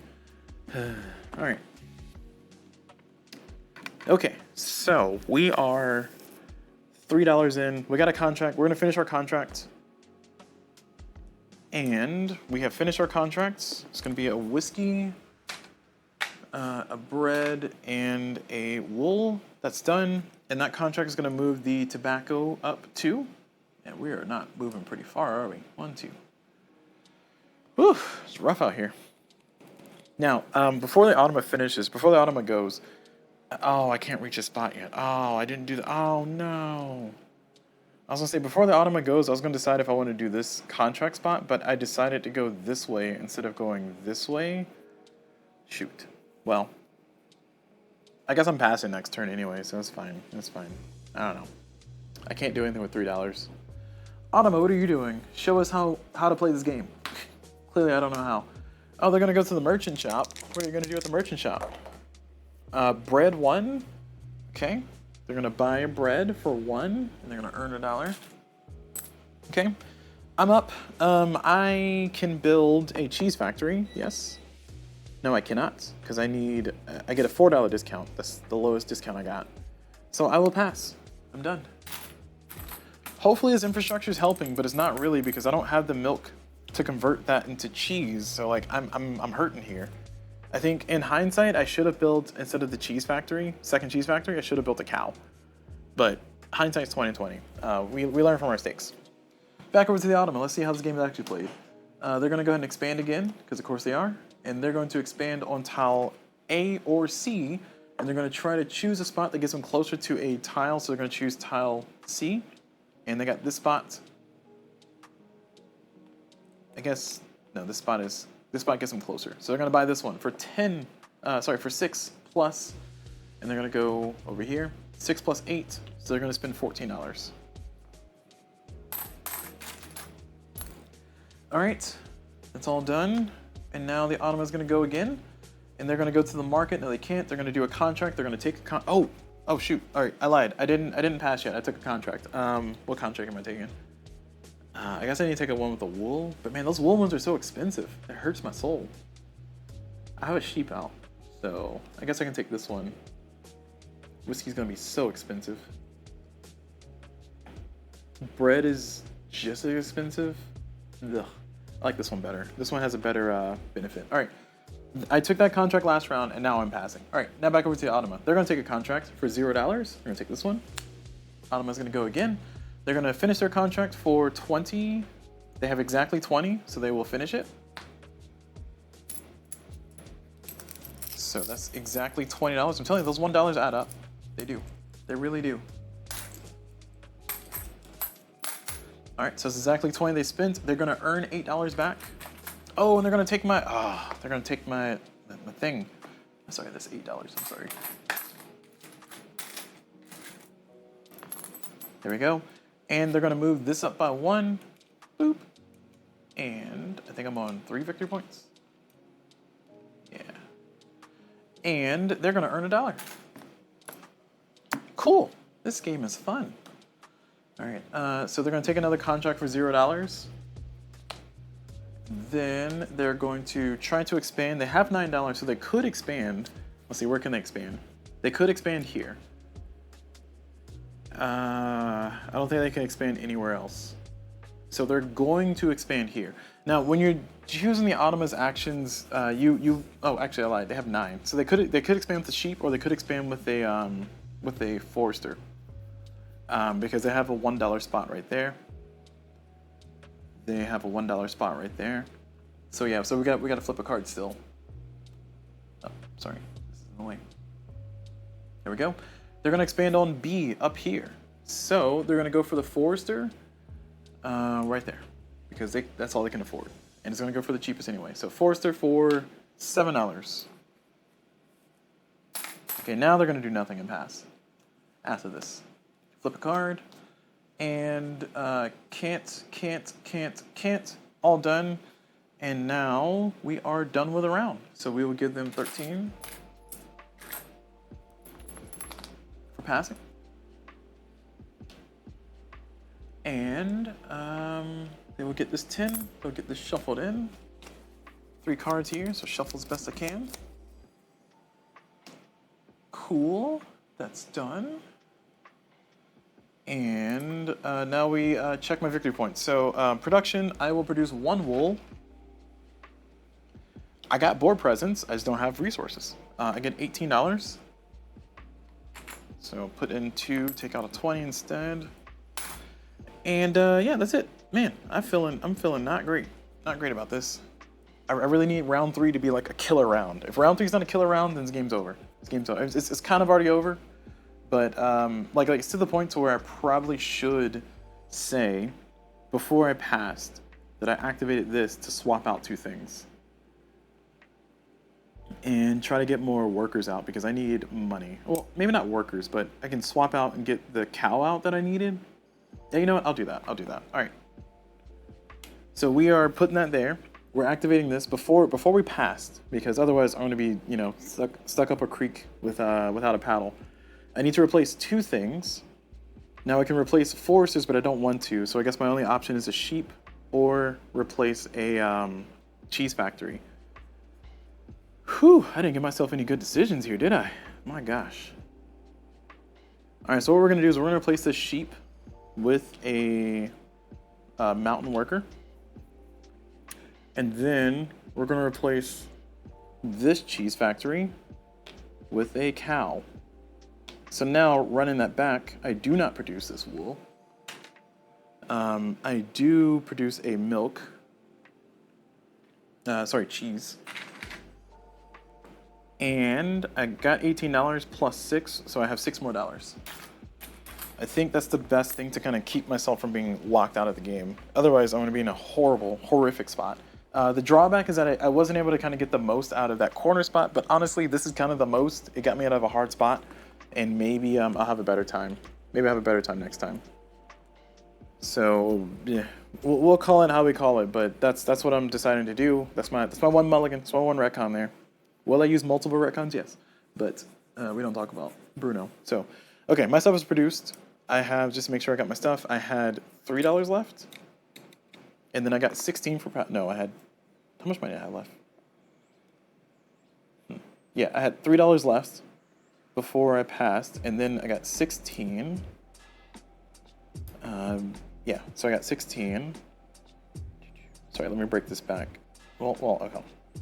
I'm trying to do accounting to make sure I'm not accidentally giving myself too much money, because $1 extra can really change the game.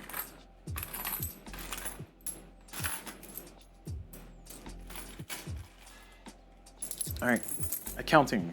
So this is the 20, and the reason why I broke it up is because I had $3 left, and then I had 16 when I passed, and then I earned 18 originally, so 10, 5, 3, right? And then I'm getting $6 extra because of this, and I'm getting a cheese because of that. Okay, all right, all the money is accounted for. We know where the money went, we know where it went. We do not have two sets of books. We have one set of books, and we are completely, utterly legal. That's right. While the leader of my country may be a crook, I'm not. Okay, moving on. We have the Automa to generate their resources. They get so much money. I don't like this. I hate this. I hate it here. They get $50. That's gross. That's so gross. And then they get 1, 2, 3, 4, 5, 25 more just because. Look at all this money that I don't have. It's not mine. And then the game just makes me like move it around. That's crazy. That's crazy work. I'm telling you. All right, 1, 2, 3, 4, 5. You know, to be fair, I could have chose an easier Automa, but I chose level 3 because I was like, I'm gonna get this. I'm gonna win this. They have $100 flat. I'm so happy for you. Okay, so we're on to round 3. So round 3 is the last round that they'll do the normal prioritization, but we do need to get new contracts out, so we get 3 new contracts. And this is a 25. They're gonna keep the same prioritization. This is a 30, but it's better than that 30. This is a 45. So it is better than that 45. Because it's $5 for every wool, and then $10 for all the others. Just to explain the math there. So this one's 45, this one's 45, but this one's better because they're considering these benefits on the side, besides cheapness. Okay, cool. So we're on to the next round. I've already passed. I'm ready to go. Let me get their workers back. Sorry, I always forget that. And yeah, I feel like I'm doing okay. I feel like I'm doing okay with my 30. Oh my gosh, do I not have $40? Okay, I have like $41 here. Jeez. I lied. I have $43. Yes, look at me, the king of games. The king of games. I think I got too many workers. That's my problem. I put too much money in workers. Infrastructure. Okay. Let's get moving here. So I would like to get to this corner. I would like to get to that corner. I think that corner is more important than this corner. This corner I can reach as soon as I get my lake level jump up. I don't need it right now. I need to focus on getting this contract done.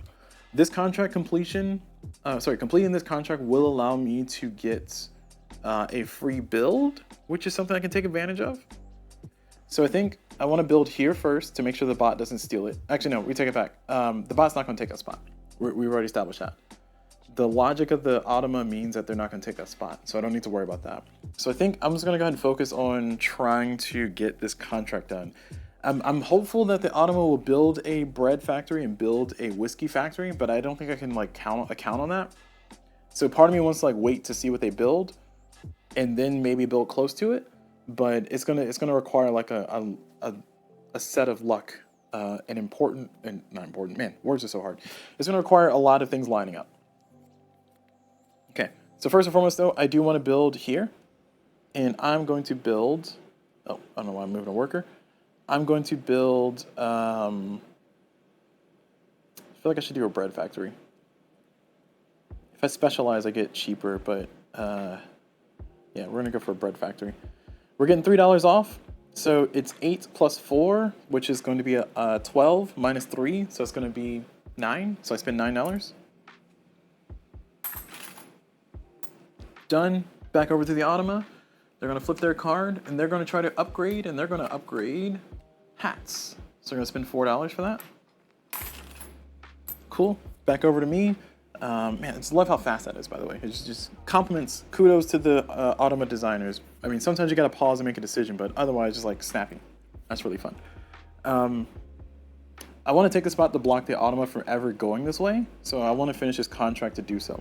So knowing that information, I need to build a cow here. Oh, sheep. I need to build a sheep here. So we're going to spend 9 total, 8 for the sheep, 1 for the land. And we're done. Automa, we're going to flip their last card here. And they're going to do nothing. Hey! And it's not going to die. That card is not going to go away. It's going to be there for the rest of the game. Cool.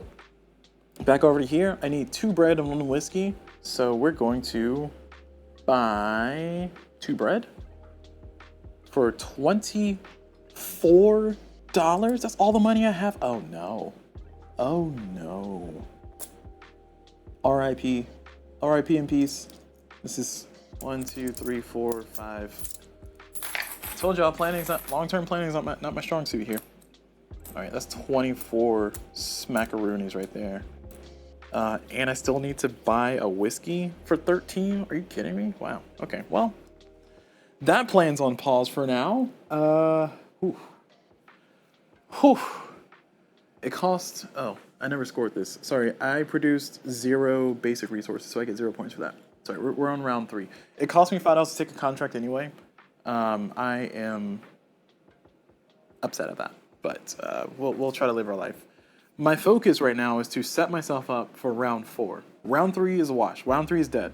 I'm just gonna assume I can't get this right now, so I'm gonna save this for later. So right now what I'm gonna do is I'm gonna get my production out, I'm gonna get my buildings out, I'm gonna try to spread as much as I can, I'm gonna try to get my levels upgraded so I can try to reach everything. And my goal is to dominate next round. This round, it's a wash. I'm cooked. Call it what you want. I'm not gonna be able to make it. And the Automa's gonna have a great time. So you guys are gonna see like a really amazing turn from the Automa. Let me tell you, the Automa's really good at this game. Me, meh. Well, I control the Automa, so I get partial credit, right? Right? No? Okay. Jokes aside, let's continue. Scoring for this round is for all your upgrades, so I can try to get some points from that. So, knowing that information, I'm still gonna kind of keep the board where it's at. I'm gonna get my production out. I need to establish production. Because if I don't establish production now, like I said before at the beginning of this video, that the game is over at that point.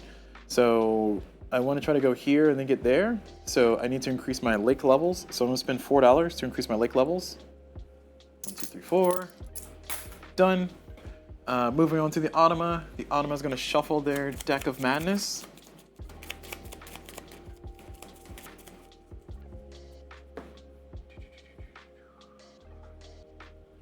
Okay, and the Automa is going to, camera, calm down.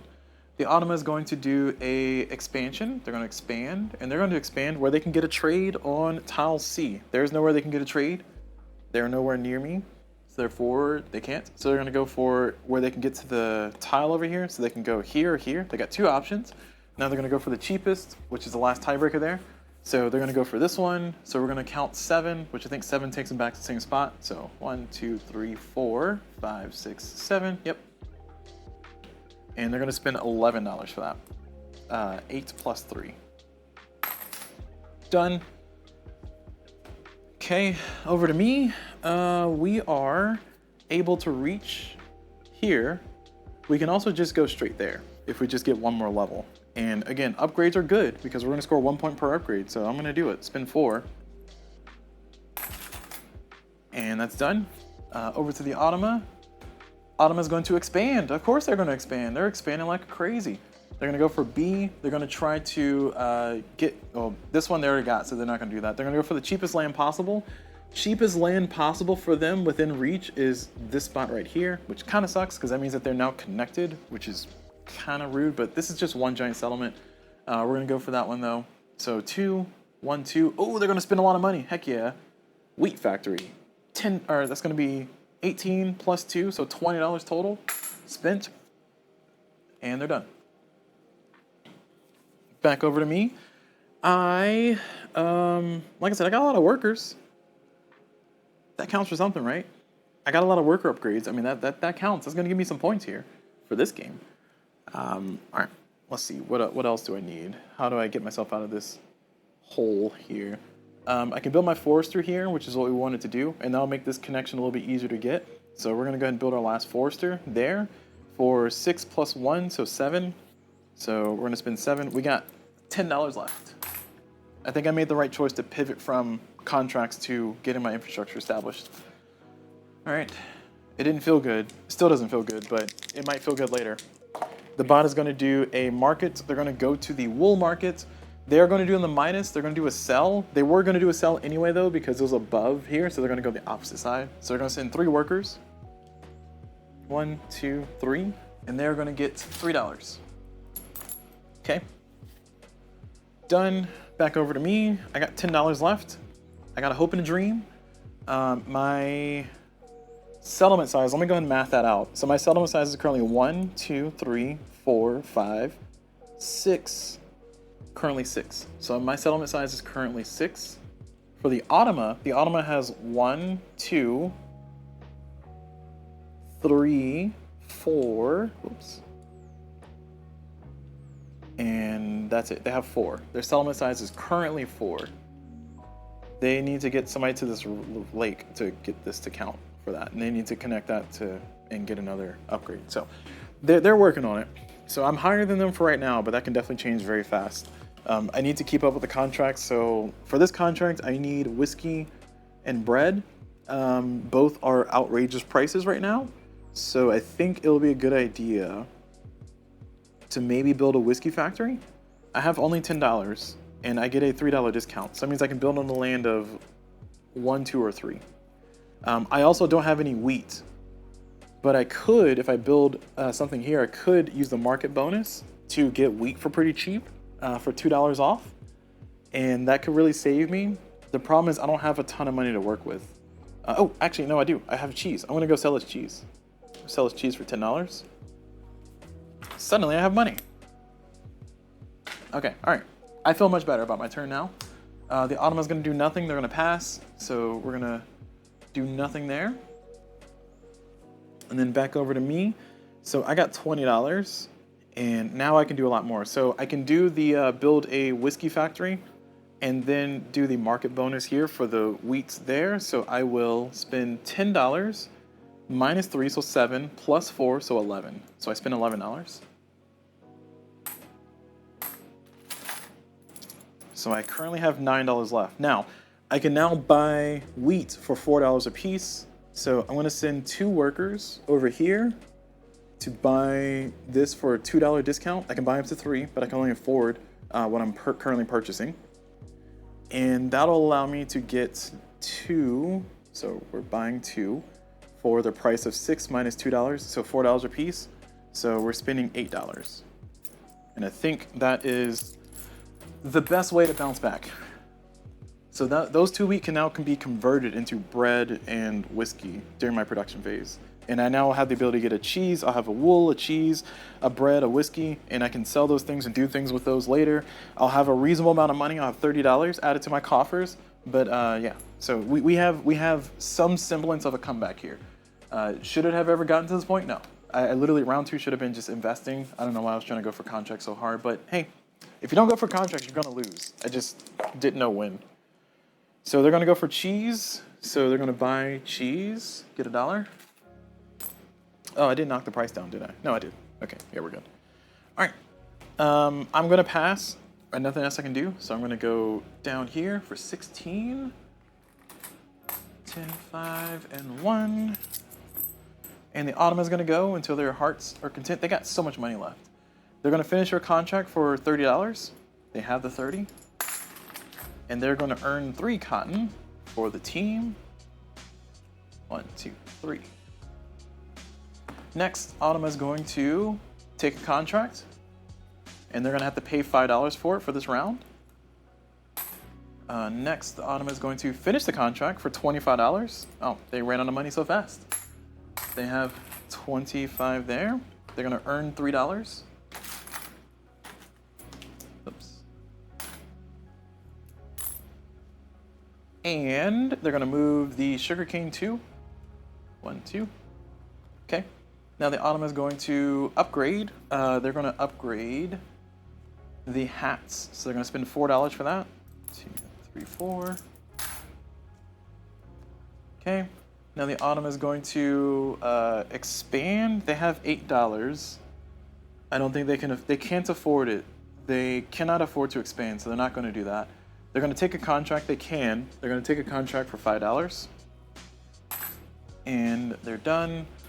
Now they're going to market. They can market, unfortunately. Always squeezing out those extra actions. They're going to go for whiskey. They're going to sell whiskey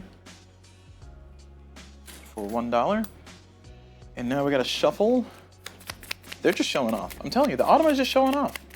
It somehow knows when I'm sleeping, and it knows when I'm awake. What is it, Santa Claus? Clans of Caledonia Claus? They're gonna do nothing. Wow, just flexing on me. They're going to do no, no, no, no. So they're all done. So now the Automa passes. So they're gonna get $13. Additionally, they're gonna get this. I'm gonna shuffle that. They've already passed, which I hate because I wanted that pass card for next round so I can have something to do. Maybe have a hope that they would give me a double turn, but I don't think they have any more passes in their deck. I think it's only in that round there. Okay, so that's all done. So now that we've established all of that, we're gonna score here. So I get 1 victory point for every upgrade. So I have 1, 2, 3, 4, 5, 6, 7, 8. I have 8 upgrades, so I get 8 victory points. So I go from 3 to 11. Okay, and production. So for me, oh, we flipped that shield. Production for me is going to be 24 plus 6, so I get a smooth 30. 30 buckaroonies. 30 clan dollars. Oh, no, I don't like that. 30 Clans of Caledonia dollars. Yeah, I like that a lot better. Whew. Man, saved it. Saved it. I will get 1 whiskey, 1 bread. And I will get 1 cheese. And I will get 1 wool. So feeling a little bit better about this round now that I got some production going. Round 3 has set me up for round 4. I don't know what it set me up for, but it set me up for something. For the Automa is going to get $50. And they're going to get 1, 2, 3, 4, 5, 6, 7, 8. They're going to get $40. Okay. I'm happy for you. All right. So now we're going to move on to the, oh no, we got to put contracts out. Now the Automa is going to change its decisions. So the Automa is going to choose contracts based on whichever is the most rare. So they're going to choose tobacco first because tobacco, well, actually, they're going to consider mine's finished. So cotton has 3+, but tobacco is the rarest. So this is 1, 2, 3. Yeah, tobacco is the rarest. So they're going to consider tobacco first, and they're going to try to get the most expensive contracts now with all that money that they have. So this is 25 tobacco. This is a 30 tobacco. So this one goes first. This one goes second. And then second is going to be cotton. So cotton, the most expensive cotton one out here, this is $50. No, sorry, $45. So it's going to go there. This one is also $45, but it's better. So they're going to go for this one. Sorry, it's better because these are both tied, but this one gives them better benefits. So they're trying to consider the most expensive one first, and then if they're tied, then they'll consider if they're earning money from it or not. And then finally, this one's cotton, so it's going to go there, and the sugarcane is going to be last. Now this can shift from round to round because if I finish a contract and things become higher or lower, then it'll shift because of that. So just keep in mind it can shift. All right, so that's that. We've established that. We've finished this. We finished that. Get our workers back. Send them home. Again, I got too many workers, unfortunately. Thought I was going to be a merchant, but I wasn't. I was just a poser. All right, so this one, you get. I will get 3 victory points for every 2 units that I have on the edge of the board. I currently have 1, 2. I don't think I'm going to expand that number too much, so not worried about it. All right, so let's see what we got. So I can do this contract if I buy a bread. I kind of want to get another bread, another set of wheat out here. That way I can power my whiskey and bread factories for next round.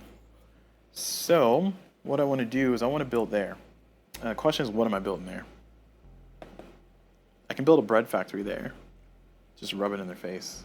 But contract-wise, There is a contract that wants 3 whiskey, and I see no bread. No bread. Don't forget I have the access to this, so I can activate this spot, and that will allow me to get $5 and then draw 3 contracts, paying the normal round cost. So that can give me some more options. I do also want to continue my journey to go up here. So I think I have a lake reach of 3, so I can go 1, 2, 3, so I can reach a spot. I want to do this spot, this spot, this spot. I want to do in that order. No, I lied. I want to do this spot, and then get that. So I want to do this spot. So I want to build something here. I also want to go here eventually to get the wheat. Hopefully the bot builds another wheat factory in a better spot, but for right now, I'm just going to kind of stick with what I got. I can also, if I go this way, there, or sorry, this way, here, then I can get that too.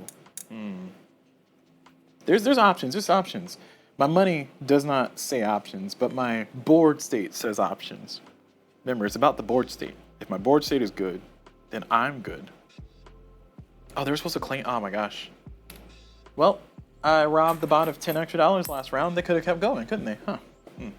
Yeah, the Automa could reach this spot. I forgot to give them the thing. Or maybe I did give them the $10, I just didn't put the marker. I don't know, I'm just gonna give them the $10. Please let me know in the comments if you know where I messed up on that part.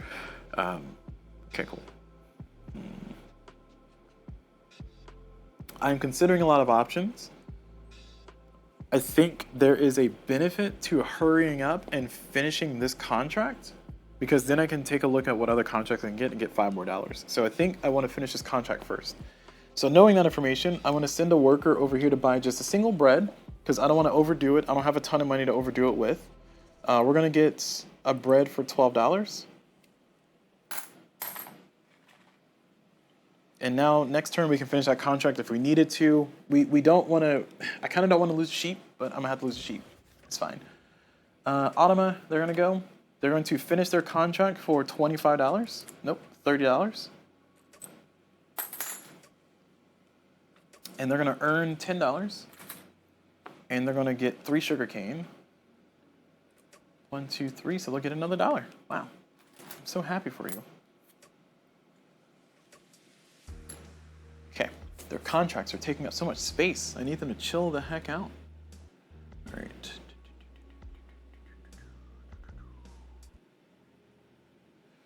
Okay, so over to me.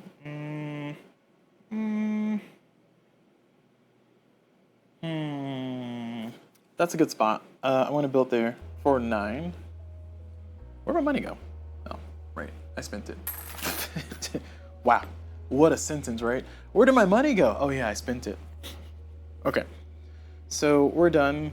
Back over to the Automa. They're going to upgrade, and they're going to upgrade hats. So they're going to spend $4. This is a crime. I will complain about it till the chickens come home. Okay, so moving on to me. I'm going to finish this contract, because then I can claim that 4 spot. And I can also do a milk bonus. Ooh, okay. I cannot talk right now, sorry.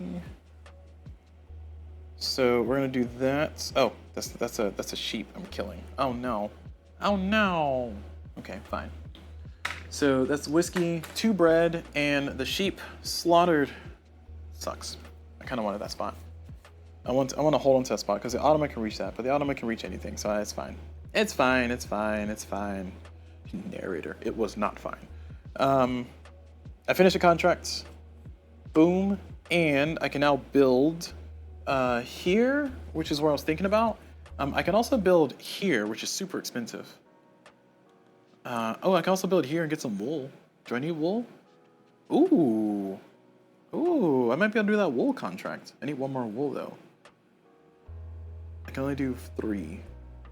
So it's gonna take me a while to build that up. Yeah, you know, that's a little bit too much for my blood. It's a little bit too much for my blood because it needs so much wool. This one is a sheep, a cheese. I have, yeah, I can do this one. That one's pretty good. That was not a bad looker for me. So I think I do want to, no, we can't. Yep, got you. So I think for this one, I want to,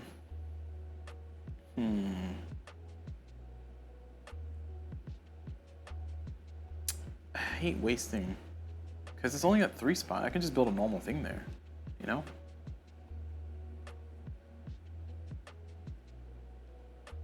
Shoot.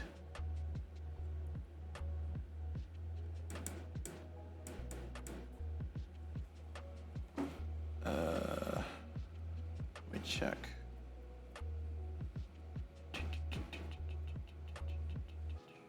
Oop, wrong button.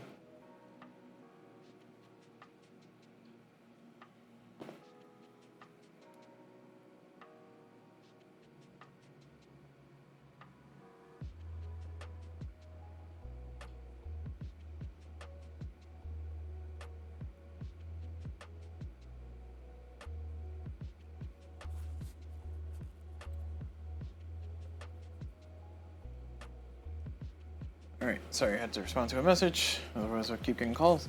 Okay, I'm trying to figure out where to put this thing. So I think the appropriate answer, oh man, here will be nice, because then I can double my cheese, you know? And with double cheese, I can get this contract instead, which is not as strong, but it's still a contract, you know? And I can even reasonably work towards this one. Here is really expensive. Oh, you know what? Okay, cool. I got it. All right, so I'm gonna take this contract. That's my goal. My goal is to take this contract for $10. Oh my gosh, what? What is this? What is this inflation? Oh my gosh. What kind of crap show you running here, bro? All right, yeah, it cost me $10 to take contracts, and that one cost me, oh my gosh, that's so expensive. All right, I just, all right, I want to build here so I can get the wheat, which is what I was gonna say before I was so rudely interrupted by capitalism. It's gonna cost me $5 per, man, my inbox is full. Why? Jeez. Oh, it's almost full. Okay, I don't care. I'm having a hard time because I want to build here so I can get the wheat to power this, and I think that's a better long-term move for last round. I'm fearful though because I feel like I should just take the spot, take the W, take what I can get, exchange this for that. But honestly, I can get this later. Okay. I talked myself out of it. I was in it. I talked myself out of it. I was back in it. Talked myself out of it again. It's just back and forth. Snip, snap, snip, snap. If you get the reference, then you're cool, and you watch The Office. Okay.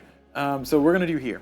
So we're gonna build for here, not paying for the land. We're only gonna build the structure, and we're gonna build the whiskey factory because we can. Oh, bread factory because we can sell bread for 13, which is pretty good. We're gonna build the bread factory right there. And it's going to cost us $8 minus 4 because it's our second. And that's going to be $4 total. So that's a real deep discount. And we get the neighbor bonus. And we're going to send three over here to buy that. And it's going to cost me $5 per. So I'm spending $15. Am I buying 3? Yeah, I'm buying 3. So $15. Sorry, I put in a 20, I take back a 5. Now, the plan is to go ahead and do this now. I'm gonna go ahead and activate this corner because I can reach it. And we're gonna get $5 from the bank. And we're gonna draw 3 contracts from the supply. And we can choose to keep these. If we do, we gotta pay $10 to keep it. But this is good because this gives me kind of the extra money that I need to still take that contract over there. I won't be able to fulfill it this round. I have to wait till next round. But I'll be able to kind of power up and build my resources. Alternatively, if any of these contracts look a lot better, then that can give me a better option overall. So I think I like this contract a lot. The problem is that it's on sugarcane, for sugarcane, which is a little bit less. Cotton is no better, to be honest. But I like getting 2 upgrades and $10. Like that $10 and 2 upgrades is pretty nice. It's gonna cost me 3 cows, which is crazy expensive, especially since I have 1 cow on the board. And I don't have any way to discount that. Do I have a lot of 1 spots? Let's see, I can get to this 1 spot. There's a 2 spot here. There's a 1 spot I can maybe reach eventually. Yeah, it's gonna be pretty costly to do that last round because I don't have a lot of money. So my infrastructure is not quite supportive of this contract. I'm gonna get the bread, which is nice. Oh, sorry, I never got the, hold on. 1, 2, 3. I never got the wheat. Again, I always forget to get my stuff when I buy it. I wonder why I'm so poor sometimes.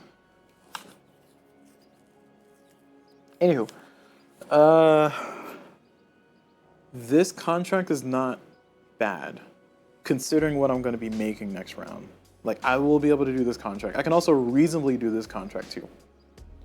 I like this contract better because it gives me a free build. This one gives me $5, which is not bad. It can kind of reimburse me a little bit for having to buy the extra bread. But this one I think might be the better one. I'm feeling better about this one. So, because it gives me a free build, which lets me spread more and possibly get things replaced if I have to do some stuff. So we're gonna take that contract. We have to pay $10 for it though. So we gotta pay $10. So bye money. And I'm basically passing next round unless I want to sell. I guess I can sell this cheese. Yeah, I can sell this cheese and stay active. Anyway, next turn, Automa is going to expand, and they're going to expand on AB. So A or B, and they're going to check where they can expand their settlements. They can expand here. And on B, they can expand here. So they got two options. So they're going to go for the cheapest, which is here or here. So I got two options still. So now they're going to go for the spot that's going to get them closest to the corner. They already have both corners. So now they're going to go for a trade. Neither one of them gets a trade. So it's a 50-50. They're going to go here or here. 50-50. We're going to roll a die. This is going to be plus. This is going to be minus. So plus, minus. They get minus. They're going to go down here. And they're going to build 5. So 1, 2, 3, 4, 5. A cheese factory for $8. Nope.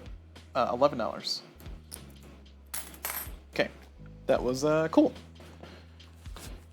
I kind of wanted that spot too, but you know what? It's fine. It's fine. I can't win them all.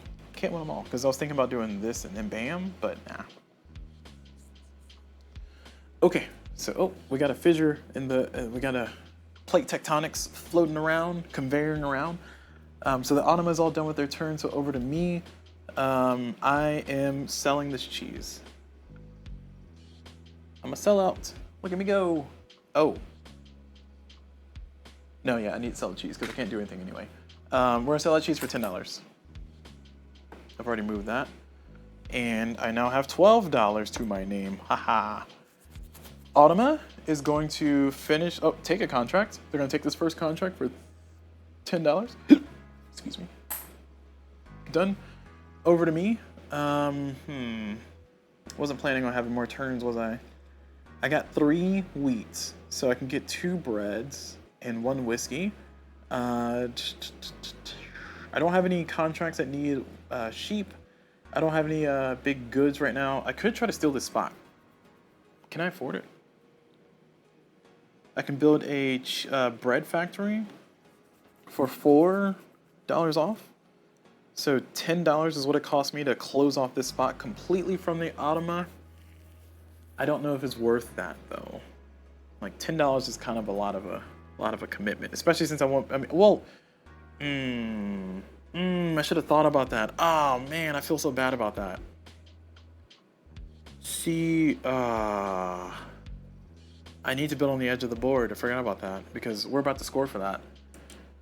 Also, if I build the 3rd bread factory, then I will be able to get 3 breads, which means that I could have taken the other contract instead. The one that was 3 bread and 1 cheese instead of 2 bread and 1 cheese. Here's the other one. I think I ultimately like that one better though because it gave me the extra build, so I'm gonna stick with that. But the call of the board is that I'm going to put this bread factory here. Now the alternative is for me to not be able to afford anything. So this bread factory is going to go here. So it's going to cost me 8 minus 4. So it's going to cost me 4 plus 6, which is the land. So it's going to cost me this nice little tenner here. And we're done. And next round, I will be able to finish this contract, build somewhere, and then hopefully take another contract. But over to the Automa, they're going to market. They got all kinds of merchants. They're going to do all kinds of sales. And they're going to milk 2. So they're going to buy 2 milk. 1, 2. They're gonna get $2. Over to me. I'm passing, so I'm gonna end my turn. Oops. So passing.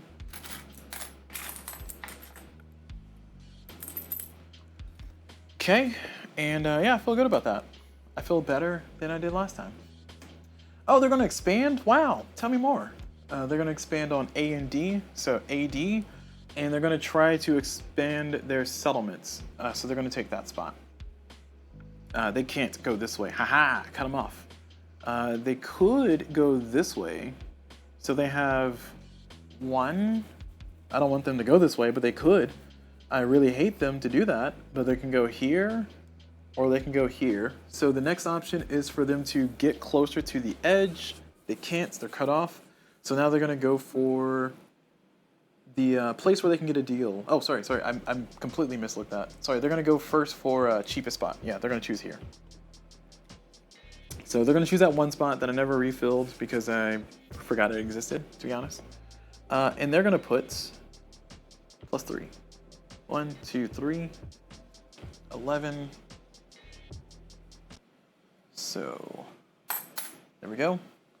They spent 11 and they got what they wanted. They're happy. Continuing with their turn.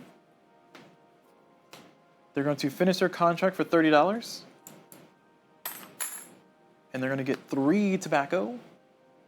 1, 2, 3. Man, they're going to get $1 extra. Wow, they're getting all these extra little tiny dollars. I'm so happy for you. No, they're going to expand. So they're going to expand on B or D, so B or D, and they're going to try to get close to the corners. They can't get to this one. They already have that one, so they're going to ignore that one. They're going to try to expand their settlement size. So B or D, they can expand their settlement size by going here. They can expand their settlement size by going here. Can they reach that? Nope, they cannot reach this. And it was B or D, so these two. So it will have to consider from here. So here it won't be able to expand, it won't be able to expand, it won't be able to expand because it's connecting to this. Actually, it will be able to expand because it's going to connect these two, so it will consider this spot. I forgot, one of the rules is that it considers trying to connect existing stuff. That's another consideration that I played it wrong last time and I'm kind of playing wrong this time, but we're playing it wrong correctly here. So they're going to build here because it's a cheaper spot. Between here and here, because this would connect that settlement up. This would connect this settlement up, so they're going to choose this spot. All right, cool. We're going to move 2, so 1, 2, and they're going to put it here for 10, and they're going to get a neighbor bonus. Oh, that's a 20. I'm sorry. There we go. They get $10 back. They're going to get a neighbor bonus. They're going to go immediately to the market with 3 of their workers to the bread factory, and they're going to buy 3 bread, and they're going to get $3 per. 1, 2. Those scoundrels. So they're going to get 10, put back a 1. I'm happy for you. Their first time getting the bonus, I'm telling you. The game knows. I know I keep saying it, and it's definitely a cognitive bias for sure, but I'm just saying the game knows. Is it coping? Yes. Will I continue to do it? Yes. All right, they're going to go for wool. They're going to sell and get $1. Next, they're going to expand. And like I said, this is the fun part where you get to see how the game's supposed to be played. By watching the Automa just do unlimited actions while I just wait. Sadly. Befuddledly, if you will.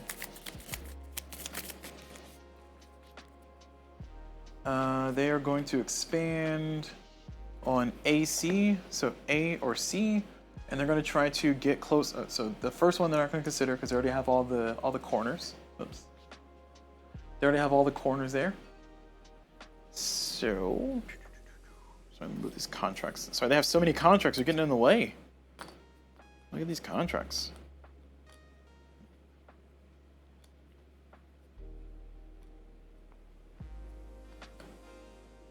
There we go. Okay. But they're going to consider A and C. They're going to check for increasing settlement size. So A and C, increasing settlement size. They have a spot here. For C, they have all kinds of spots. They got here, they got there. Well, I guess those are only 2 kinds. Well, they had those 2. So they have a 6, a 5, and they have a 3. They're probably going to choose, they're going to choose a 3. So they're going to expand up here. They're going to use the cow Boop. So we're gonna spend $12 total. 9 for the cow, 3 for the spot. And they're done. Moving on. They're going to expand again. Man, they're kicking my butt with this expansion stuff. B and C. So they're going to choose B and C, and they're going to choose for cheapest spot. So B and C, cheapest spot. They have here, which is a $1 spot. They're going to choose this $1 spot. Unless there's another one. Nope, only $1 spot in town. Well, they got this one here, but they're going to consider from this perspective. So this one's from that perspective over there. So they're going to go here, and we're going to move 4. So 1, 2, 3, 4. They're going to build a whiskey factory right there for 11. They're starting to run low on money. They're not there yet, but they're getting there. Next, they're going to contract. It's going to cost them $10 to take a contract. And we got to reconsider things because cotton is now the rarest. So because cotton is the rarest, they're going to choose this cotton one. And they already spent their $10, so now they're done. Now we're going to move to the next. Oh, wait, cotton is not the rarest. I'm sorry. Because we consider mines completed. So this is actually, so sugarcane, not sugarcane, tobacco is still the rarest. Okay, I lied. They're going to take this one instead. Okay, glad I checked that. Oh, did they get any other? I'm assuming I've been doing this all correct. I don't know, it's been a long game. Okay. Now they're going to finish a contract. They need $25. They have 12, so they don't have enough, so they can't. They're going to try to expand. They should be able to expand with $12. And they're going to expand where they can afford. On D, they can afford with $12. They can afford just about anything. So let's see where they land. So 4, 1, 2, 3, 4. They're going to choose the cheapest one. Oh, nothing there. So they're going to go to the bread factory. They're going to choose the cheapest spot on D. From D's perspective, I should say. They don't have a mountain worker. This is the cheaper spot. Yeah, that's the cheapest spot. So they're gonna go here. So they, oh man, that's gonna hurt them though. Wow. I mean, I'm glad it hurts them, but that's gonna hurt them. That's gonna reduce their settlement size by 1. All right. No, I'm not gonna look a gift horse in the mouth. Figure how old it is. Okay, all done. Next. Can't do it, can't do it, can't do it, can't do it. They are passing. Finally. Finally, the suffering is over. I can now join the crowd and play the game with the people. Okay, so for scoring, I'm gonna get 1, 2, 3. So I have 3 divided by 2, so I have 3 points. I just earned a measly 3 points.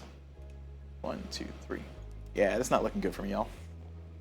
I have hope, but hope springs eternal, but man, it's about to get real bad. They got so much production that they're about to earn a ton of money. And what you don't know is that they earn 1 victory point for every $5 they have at the end of the game. They're gonna have $1 billion. So I'm gonna need like a miracle to like make this work out for me. I feel like I'm losing by at least 40 points in this game. I was gonna let you know. Just calling it now. I'm losing by at least 40. At least 40. At least 350. Sorry. New contracts. I'll put them out. Okay. And back over to production. So for production, I got 24 plus 6, so 30. And then, oh no. And then I'm going to convert these 3 wheat into bread. Should I get a whiskey? I feel like I should get a whiskey just in case. No, bread is $15 a piece. No, yeah, screw that. All right, 3 bread it is. Okay, and I get a cheese and I get a wool. Okay, so we're all done. And now we get our workers back. And the Automa is going to generate their resources of nonsense. I feel like at a certain point, it just becomes impossible, man. Like, you got to play the most perfect game to win against a higher than 2-star Automa. Again, I'm not the best at long-term planning. Let's not forget that part. I feel like I've been doing okay, being scrappy. Oh no, I lost my connection to the middle. Oh shoot, oh shoot, they cut me off. Oh shoot, oh no. All right, I need to get this spot stat immediately.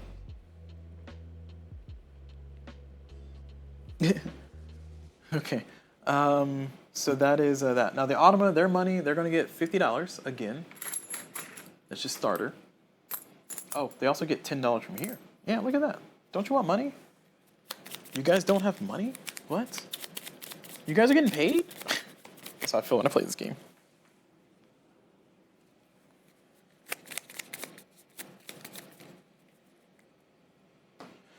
Okay, so that's just the start of the nightmare. Now, 1, 2, 3, 4, 5, 6, 7, 8, 9, 10, 11, 12, 13, 14. They are going to get, hear me out, they're going to get $70 from that. It's crazy. Oops, sorry. I got money flowing off the table. All right, so they have, they got big bucks over here. They got $144. Look out, we got a badass over here. His name is Automa. Okay, I cut him off from the corner. So I got that going for me. That might save me a little bit. I don't know. Oh, ye of little faith, right? All right, over to me. So I think I need to get this contract done, and I need to get this spot immediately. I don't think the Automa is going to take it, but I need to get that spot immediately, because if they get like a neighbor bonus one, actually they're going to take the spot over that spot anyway. So maybe I don't need to rush as much. I don't think they're going to take that spot. If I do take this spot, I can get some more bread and sell it, or possibly use it for a trade. I need to get more contracts like shoveled out. It's nice to have extra money to do more actions, but at the end of the day, these contracts are where all the points are. If I can get a lot of points from contracts, I can possibly catch up, but I'm in a huge deficit already. My score is not that high from all 4 rounds. In this last round, I might be able to get some victory points for having an extra production, but I got to get the wheat factory out or just get another build over here next to that. So I got a lot of things that I need to try to accomplish at the same time. We're going to finish this contract, so 2 bread and 1 cheese. And we are going to import 3 cotton. 1, 2, 3. Hey, we finally got $1 for doing that. Look at us. Look at us. And then I get a build. So I get a build somewhere. Now, I've established that I need to connect this to the middle, so that way I can start scoring points. I also need to connect this so I can get that extra connection. So I think this is more critical than anything else. It also gets me right next to a whiskey factory, which means that I could possibly do that. What's my money looking like? Oh, what is this? I didn't even break 50? I'm at $49? Wow. Well, scrub. Okay. Yeah, this is a contract that has whiskey. This is a contract that has whiskey that I can actually almost do right now. So we're gonna go for this one. This one gives us 3 tobacco, which is nice. It'll be nice to get some more money, but again, getting these contracts is what I want. So sorry, I want that one. So because I want that one, I'm going to choose to build here, buy the whiskey with the neighbor bonus. So we're going to build here. What are we building? I don't know. Oh, hello, board gamer stuff. Thanks for the raid. Hey everybody, welcome. You came just in time to watch the downfall.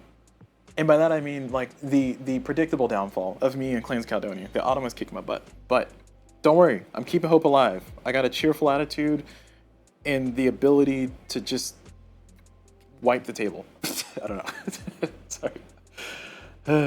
I'm not a bad gamer.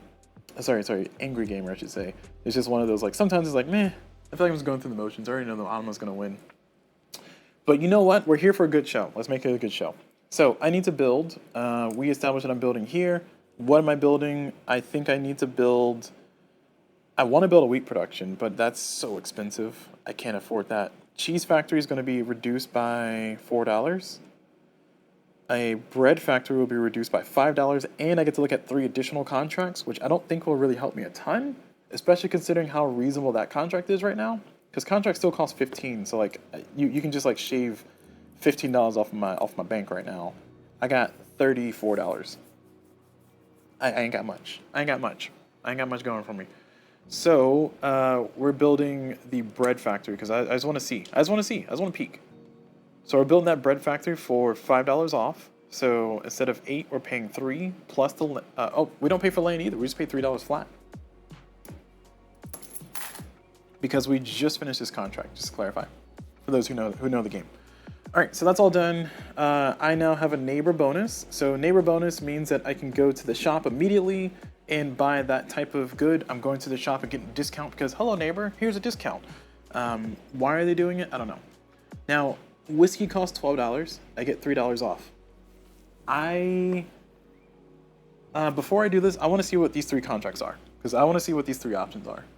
So whenever you finish your column in specifically bread, cheese, and whiskey, you will be able to draw 3 contracts and possibly take one of these if your box is open, which mine's is. The drawback is I got to pay the round cost. I got to pay $15 for it. So it's quite expensive. It's quite expensive. Oh no. There we go. Yeah, that works. All right, so we're going to commit to that though. We're going to look at these and ooh, 2 lamb? 2 lamb is not terrible. 2 lamb is not terrible. It gives me 2 tobacco. It gives me another build. That's not looking bad. I might be able to save the money from the whiskey factory. This other one is 1 cheese, 2 whiskey, and a cow. I don't feel too enthusiastic about that one. I don't feel too bad about it, but I don't feel too enthusiastic about that one.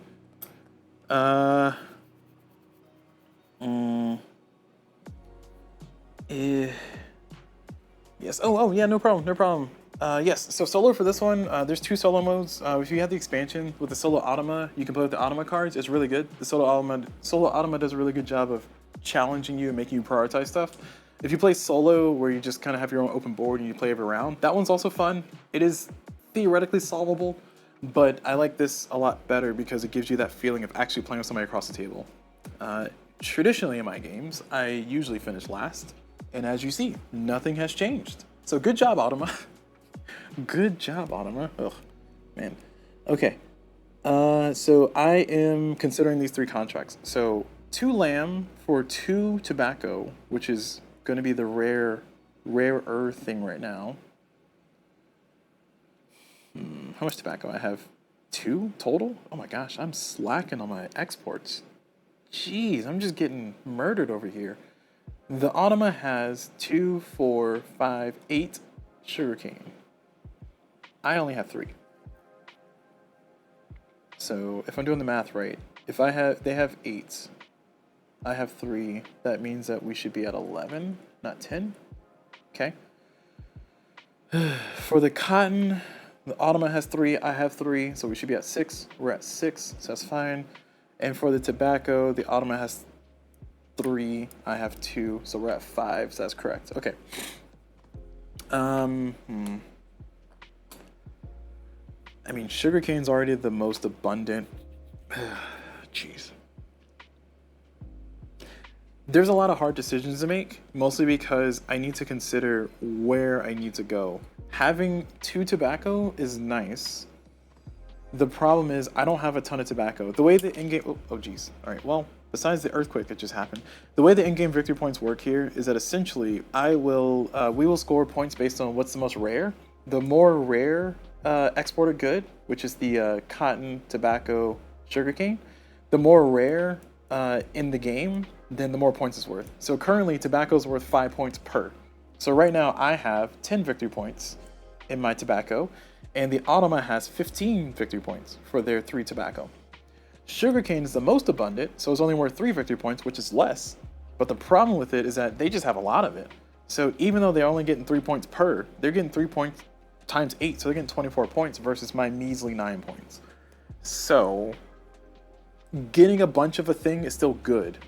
So I kind of want to go for the sugarcane, but also kind of want to go here for this one. The problem with that is I don't have the resources here because I just sold them all.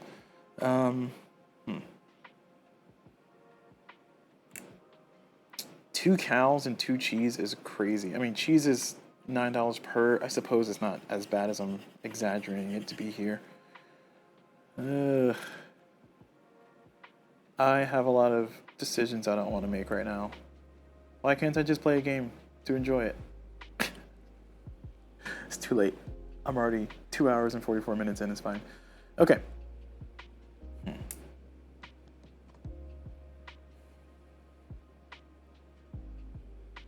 All right, I'm gonna make the call. I think this contract is still better than these contracts. Mostly because I can get the whiskey that I need and I only need one of it. I will be able to afford to buy the contract and the whiskey, and I will be able to finish this contract if I get one more wool. I feel like that's a far superior choice. Now, these other ones are nice and they're very tempting. The problem with it is that I don't have the second cow and I need to buy the 2 cheese. So that's $18 for the cheese, and that's 9 plus the land for the cow, because I have to pay 9 plus whatever land spot I put them on. And I don't think I have any 1s within reach. I got a 2 spot over here, and there's a 2 spot over there, which is not terrible, but it's a bunch of not greatness, is what I'm trying to say. So I feel like this contract, while tempting because it gives me 4 instead of 3, I still feel like 3 is 3. So I think all these contracts, as tempting as they are, I think I'm taking 0 of these. And continuing on neighbor bonus, I am buying the 1 whiskey. I'm just gonna buy just 1 because I don't think I can afford to do more than just 1 contract. Let me see. There's only 1 contract out here that needs whiskey. Everything else kind of needs wool, meat. I might be able to stretch this one, but that's going to be a hard call. Okay, so we're going to buy 1 whiskey for $3 off. So we're going to buy it for $9. Okay, and we get a whiskey. Moves up. Done. Finally, over to the Automa. Do their quick little turn. They're going to go to the market and wreck everything. Watch. They're gonna go wool for 2. Oh, they're not wrecking things. Okay, hold on, let them cook. They're gonna go on the sell side. So because it's in the middle, the Automa is gonna choose based on the die here. Because it's a negative, they're gonna sell. So they're gonna sell 2. When the Automa sells and buys, they don't gain the resource, they don't gain the money.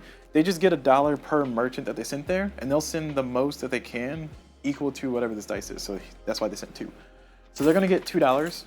But that's really helpful because now wool is way cheaper. And if I can somehow get a neighbor bonus by building here,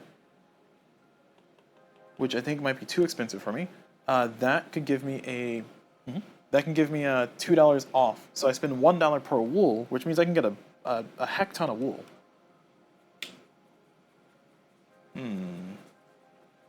Problem is I need 1 for this. And I'm not prepared to do any other contracts, really. I got a bread. I think I need to sell the bread. I mean, that's $15. I need that $15. So, yeah, okay.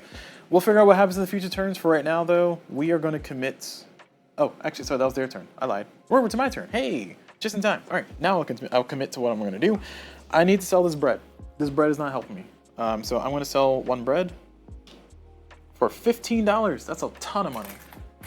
Look at that. That's basically a whole contract. All right, I'm done. Automa. Automa is going to upgrade, and they're going to upgrade hats. So they're going to spend $4 to unlock their last merchant. So this is $4. Done. So now that they're done, back over to me. Oh, sorry, I sold this bread. And that moves. Okay, cool. Back over to me. I'm taking that contract. Boom. And I gotta pay $15 because of the round. So I will pay 15 doll hairs. Done. Back over to the Automa. The Automa's gonna go. They're gonna go to the market again. They're gonna roll their merchant dice. They're gonna go to the market where they have not gone yet. So they're gonna go for bread. Hey, just in time. They're gonna sell 1 bread. So they're selling because it's on this side, not just because of the die. Sorry. Not just because of the die. They're selling because it's on this side, the upper side. But I got there just in time. So they would have cost me a whole $1. Every dollar matters in this game, I'm telling you. Oh, I don't think did I? Hold on. 3, 6. I did not move the cotton, sorry. So I gotta move this 3. 1, 2, 3. There we go. So there should be 9 cotton total in the game, in our area that we've imported. There should be 5 tobacco, that's correct. there should be 3 plus 8, so 11 sugarcane. That's correct. Okay. All right, so we're all fine. Continuing on with our lives, Automa went to the bread, so I'm now going to continue my side of things. So many options. All right, I need wool. We've established that I'm probably not going to finish any more contracts, so I'm just going to try to get as much production on the board as I can. Which really sucks, because I feel like if I can get another contract, I need to get another contract. And I could get this other contract. I need $15, because I need to buy the contract. And then everything else I can use to buy the wool. Again, getting contracts is more useful to me than getting everything else at this moment. I'm not going to be able to catch up to their contract level. I am going to be able to get some points from contracts fulfillment, so that's cool. But again, final scoring, I don't think I'm going to be within spitting distance of them. I think they're going to get 30 extra points plus. What I'm saying is, I think I'm going to lose by at least 30 points. So we'll see if that's true. If I win somehow by the grace of whatever deity you believe in, then yeah, we're gonna all praise to that particular character. Okay. Wait. Wait, I can still go here. I can still activate that. Oh, that changes the calculus a lot, doesn't it? I don't want to finish this contract yet, then. Oh no, I could have finished. Oh no, I'm so bad at math. So this particular corner allows me to throw away a upgraded good, like a whiskey, and then get 2 goods of my choice. I need to be able to reach it though, so I need to get something built here, which I'm gonna build something there. It's just that could have played into the calculus from earlier when I was talking about the contracts and which one's better than the other. Can't win them all. Okay, so here we are. Actually, as a matter of fact, shoot.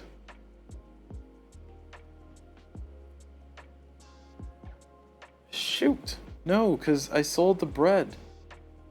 I shouldn't have sold the bread. I should have held on to the bread to make it 2 bread and then sold 2 bread for 30 to, oh my gosh. I'm so good at board games, y'all, I promise. I say jokingly. All right. We've committed a lot of sins already. So let's go ahead and try to make the best of what we got. So what we're gonna do is we're gonna go ahead and go here, and we are going to build. So we're gonna build a cheese factory, and that cheese factory is gonna be reduced by $4. So it's going from 8 to 4, and we're paying 4 for a spot, so we're paying $8 total. So we go from 20 down to 12. So we spend 20, we get back 12. Over to the Automa. Automa is going to finish their contract for $10 per big resource, $5 per wool. So it's going to be $30 total. So they're going to spend $30. Like the cheaty mages they are. They're going to earn $5 for that spot.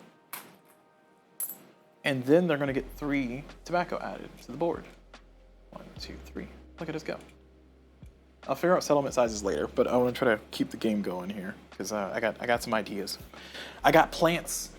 Okay, so we built up there. We can go ahead and we're gonna go ahead and activate the spot before I forget once again.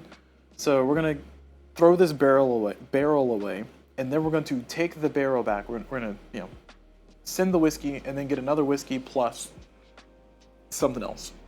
What is something else? I have no earthly idea. Ooh, I'll tell you what something else could be. Something else could be whiskey, because with that upgrade, we can remove a worker and then go sell it again. That's an idea.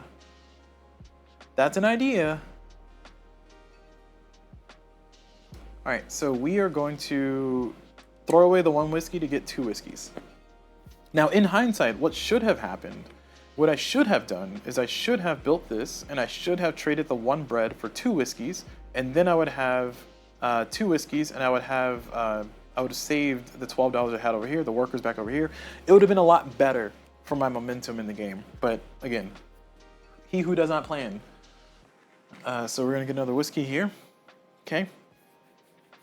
And that is a free action. So now we're going to do our actual turn, and we are going to go buy 3 wool Ooh, that's costly. Shucks. They have a sheep here, a sheep here, a sheep there. Yeah, they're all locked in. Okay. I mean, I could build something here, though. I need to build something here to connect that. I don't think I'm going to win on that. So I think if I build something here for this, is that cheaper, though? Man, I'm doing it to save, what, $2? $6? Yeah, every dollar matters. So I spend $6 to get $6. So, okay, sure. We're going to build a cheese factory. And the cheese factory is going to be our second or third. So we're going to spend $4 off. So it's going to be 8 plus 3. So 11 minus 4. So, oh my gosh, why did I do it that way? Sorry, 8 minus 4. So 4 plus 3, 7. There we go. So I'm spending $7 for that. And I'll put in a 10. And I'll get 3 back. Okay, now that's done, what I'm going to do is I'm going to do the neighbor bonus because I have, there's a sheep there for my opponent. And I'm going to send 3 workers to go buy 3 wool for $2 off. So from $3 down to $1, so I'm buying 3 wool for $3. That's a great exchange. Okay. I think I've planned correctly. Will I succeed? I don't know. We'll see. The gears are going. The gears are going, I'm telling you. All right, they're going to upgrade, and they only got 1 upgrade, so we don't need to flip. Sorry, let me shuffle that back in. They can only upgrade their water, so they're going to go up by 1. Going to go down, spend $4 total. Back over to me. I am going to fulfill this contract. Spend 3 and 1, so 3 wool and 1 whiskey. And that's going to move the tobacco 3. 1, 2, 3. Hey, I get an extra $1. Heck yeah. And hopefully I'll change the focus of the Automa, but I don't know yet. So I'm done with my turn. Back over to the Automa. The Automa is going to decide to take a contract. They have to spend $15. They will be able to, because they're loaded. And they're going to take, let's see, they're going to consider cotton first. Cotton is the rarest, so they're going to take cotton first. This is the most expensive. Oh no, that's the contract I wanted. No, you jerks. No, that's not the most expensive one. That's not the most expensive one. That's 10, 20, 30. This is 35. This is 45. Woo! Whew. Oh my gosh, I'm so happy. Sorry, this is all backwards. I never changed the logic on this one. So they would take this one. They take. Well, hold on. Let me do the math. It's $10 per resource that's not wool, and $5 per resource that is wool. So this is $45 in cost for the Automa. This is $45 in cost for Automa, and this is $30. So this order was wrong to begin with. The Automa would consider this one. Let's see, 45 and 45. No, they would consider this one before they consider this one, because this one gives them $15 back. So they're going to take this one. Thank goodness. Man, I was going to be so heartbroken. They've already spent their money. They're done. I'm glad that disaster was avoided. So now I'm going to take a contract for $15. Look at me, rubbing 2 nickels together. All right. Now here's a problem. I'm going to have to kill some animals that are critical to my expansion size. I don't think I'm going to win on the settlement size, but before I fully commit to this disastrous plan here, because I could... No, I can't. I can't really pivot to anything, can I? Yeah, I have to do what I'm about to do. So my settlement size, we're going to add it up. Settlement size is based on the things that you have that can reach other things that you have that are divided by bodies of water. It's a really weird way to explain it. But what I'm saying is that over here, consider these 2 things. This is a settlement size of 2 because I have 1 person here. There's a body of water and another person here, and I can reach it based on my technology level. I can jump over lakes and I can jump over locks, which are these open areas. Sorry, I can jump over rivers, river jumping, and I can jump over locks up to 3. So I can jump over up to 3 locks. My technology has advanced far enough to get there. So for here, this is a size of 2, not because there's 2 things total, but because there's 1, 2. Now, if I were to hypothetically get something to connect all this, this will be connected to the rest of my settlements. This will be still a settlement size of 2 for here. So 1 and then 2, because these are all adjacent by land and not divided by bodies of water. But then this could be connected to the rest of my chain, which we'll talk about later. So I do not have that connection, so that is not true. But if it was, it would be great. Anyway, let's look at what my actual settlement size is though. So starting here, I have 1, 2, and I can jump as far as three bodies of water. So 1, 2, 3, and then 4, and then, yeah, this is 4. And then 5, 6, 7, 8. So I have a settlement size of 8. The Automa has a massive settlement size probably. So 1, 2, 3, 4, 5, 6. They have Tech 3. So they can go 1, 2, 3. Oh, they can't reach that yet. So eventually there'll be 7, 8, 9. So what I'm trying to do is I'm trying to do the math to figure out, do I really need to keep my settlement size as big as it is? The answer is no. They're going to get 12 points. I'm going to get 6 points. It's not great. I'd rather get the 12 points if I can, but getting the contract is way more important than those little tiny points. Because if you consider this contract for cotton, if cotton stays the rarest, that's going to be 15 points versus the 6 that I would have gained from taking it from them. So yeah. Anyway. All right, I'm glad I did the math. So that was me taking this contract, spending the money. The Automa, they got their own contract. Okay, cool, so we're back onto the Automa's turn. So the Automa is going to go to the market again because they got all the merchants in the world. Don't mind me, I'm just trying to survive here. Cheese 1. So they're gonna buy a cheese because it's on that side. Okay, over to me. I am going to finish this contract. Boom. And so 2 of those. And to get the meat, I gotta slaughter this cow and slaughter this sheep, which again affects my settlement size I was talking about before. And we're a little bit sad about that, but you know what? It's fine. We'll live. I hope. But that finishes that contract. I get 1 upgrade. Now, instead of spending this upgrade to upgrade either my workers to unlock a worker, or upgrade my reach to give myself 1 extra reach, or to upgrade this for $5, which is the reduced cost, I can instead pull a worker back, and I will. Oh, sorry, pull a merchant person back, and I will. It's only 1 per upgrade.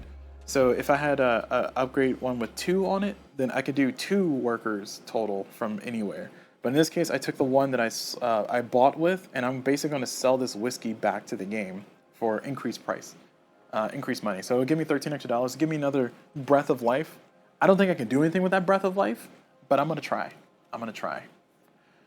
Over to the Automa. They are going to expand, and they're going to expand with, in the last round, the Automa considers the entire board. But we use this, the Automa considers the entire board, and they're always trying to increase their settlement size. So, knowing that, we'll use this for tiebreakers. So, they're going to try to go for the cheapest spot. So, they can increase their settlement size by going here, which connects them to everything else. They can also increase by there,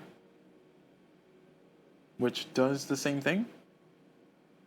Oh, no, this is already connected. I lied. Yeah, this is already... What? Why did I think it wasn't connected? This is already connected. 1, 2, 3. Yeah, they can already reach that. Yeah, so they're going to go over here. Okay. So they're going to go over here, and this is a +1. So boop by 1. They're going to build that for 10. They get a neighbor bonus of bread, so they're going to go buy as much bread as they can. So they're going to get $3 per... Oh, they can't, because they're on this side. Ha! Take that. You can't be on both sides of the market. Take that, bot. Even you have to follow the laws of physics. Okay, over to me. I'm going to go and sell, because I can be on both sides of the market. I mean, I'm technically not, because I took myself off, but look at me, breaking the game. $13. Back over to the Automa. The Automa needs a shuffle. This entire stack of ridiculousness. Can't believe it. I have hope that I can win, but like, it's just, every time I keep saying that out loud, it just keeps getting further and further away from me. Like, I believe in myself, I just don't think I'm gonna win. If I lose by less than 30 points, I feel like I've accomplished something. I'll say that much. They're going to expand, and they're going to expand, this is where the game slows down a little bit because of the Automa. They can go here to increase their settlement size. They can go here to increase the settlement size. They can go here. So they got 1, 2, 3, just 3 spots. So of those spots, they're gonna go for the cheapest. So the cheapest spot is a 5, so a 5 or a 5, so 2 5s. So therefore, we are going to go to the next tiebreaker, which is where they can get a deal, a neighbor bonus. There's nowhere. And then finally, the cheapest, we've already established cheapest. So they're gonna go, it's a 50-50. So this is plus, this is minus. They're gonna go plus, so they're gonna go up here into this spot, and they're gonna choose 1, 2, a whiskey factory. So they're gonna spend 15. Okay, back over to me. I got money. I don't know what I'm gonna do. Let's see, I got $15. Sorry, 18 total, but I got $15 here. So I think I can try to expand and try to maybe claw back some points from there. But I don't know if I'm going to be able to increase my settlement size big enough. Like, it'll be better if I can finish another contract, but I have no resources. I have no animals on the board, so I can't even do meat contracts right now.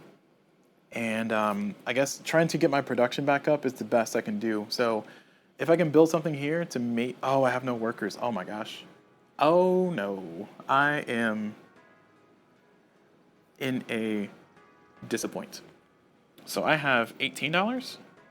Shoot. If I had one more dollar. If I had one more dollar, then I would be able to build a wheat factory right there.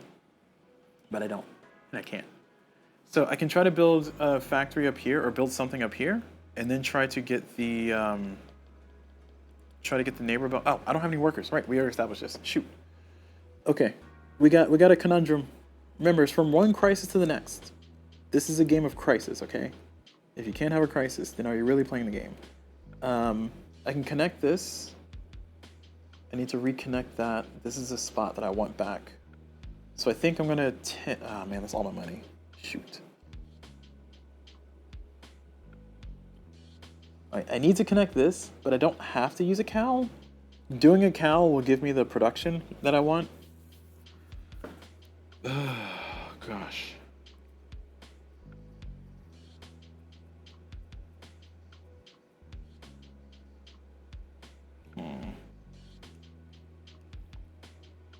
We are having fun, I tell you. So with $18, we think, can I reach this in time? Here, here, here. Oh, here, here, here. It's at 2, 7, 11. I need $11 plus whatever I'm building. Which I don't know, and then I still need $3 to even activate that. That's a long shot. That's 11 of my dollars. Can I build 3 things with $7? I think the answer is heck no. My cheapest thing is this. My second cheapest thing is that. So this is a whiskey factory for 10 minus 4, so $6. And that's all the budget. The budget is gone. There is no budget. What budget? See, the thinking is that if I could reach this corner and have $3 left over somehow, then I could reactivate this corner, and that would give me the ability to swap out 2 of my factories or 2 of my buildings with other buildings, and that means that I could actually fulfill this production or get the cows out that I need to get that cheese production, so I can actually score some victory points over here. The problem I have now is I don't have enough wheat. I have no wheat production. So I'm reliant on getting more wheat over here, but I don't have any workers to go do the worker thing anymore.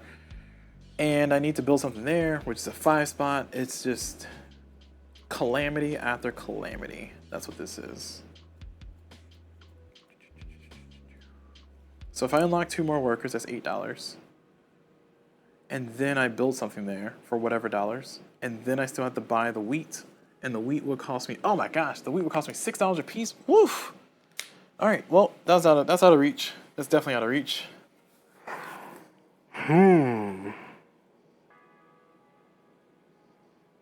All right, well, I guess I gotta do it the hard way.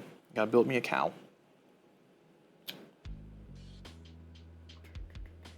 Ooh. If I unlock 2 workers and build milk, is there a cow they have? They have 2 cows, and both are, well, this one's open. That'll give me an expansion too.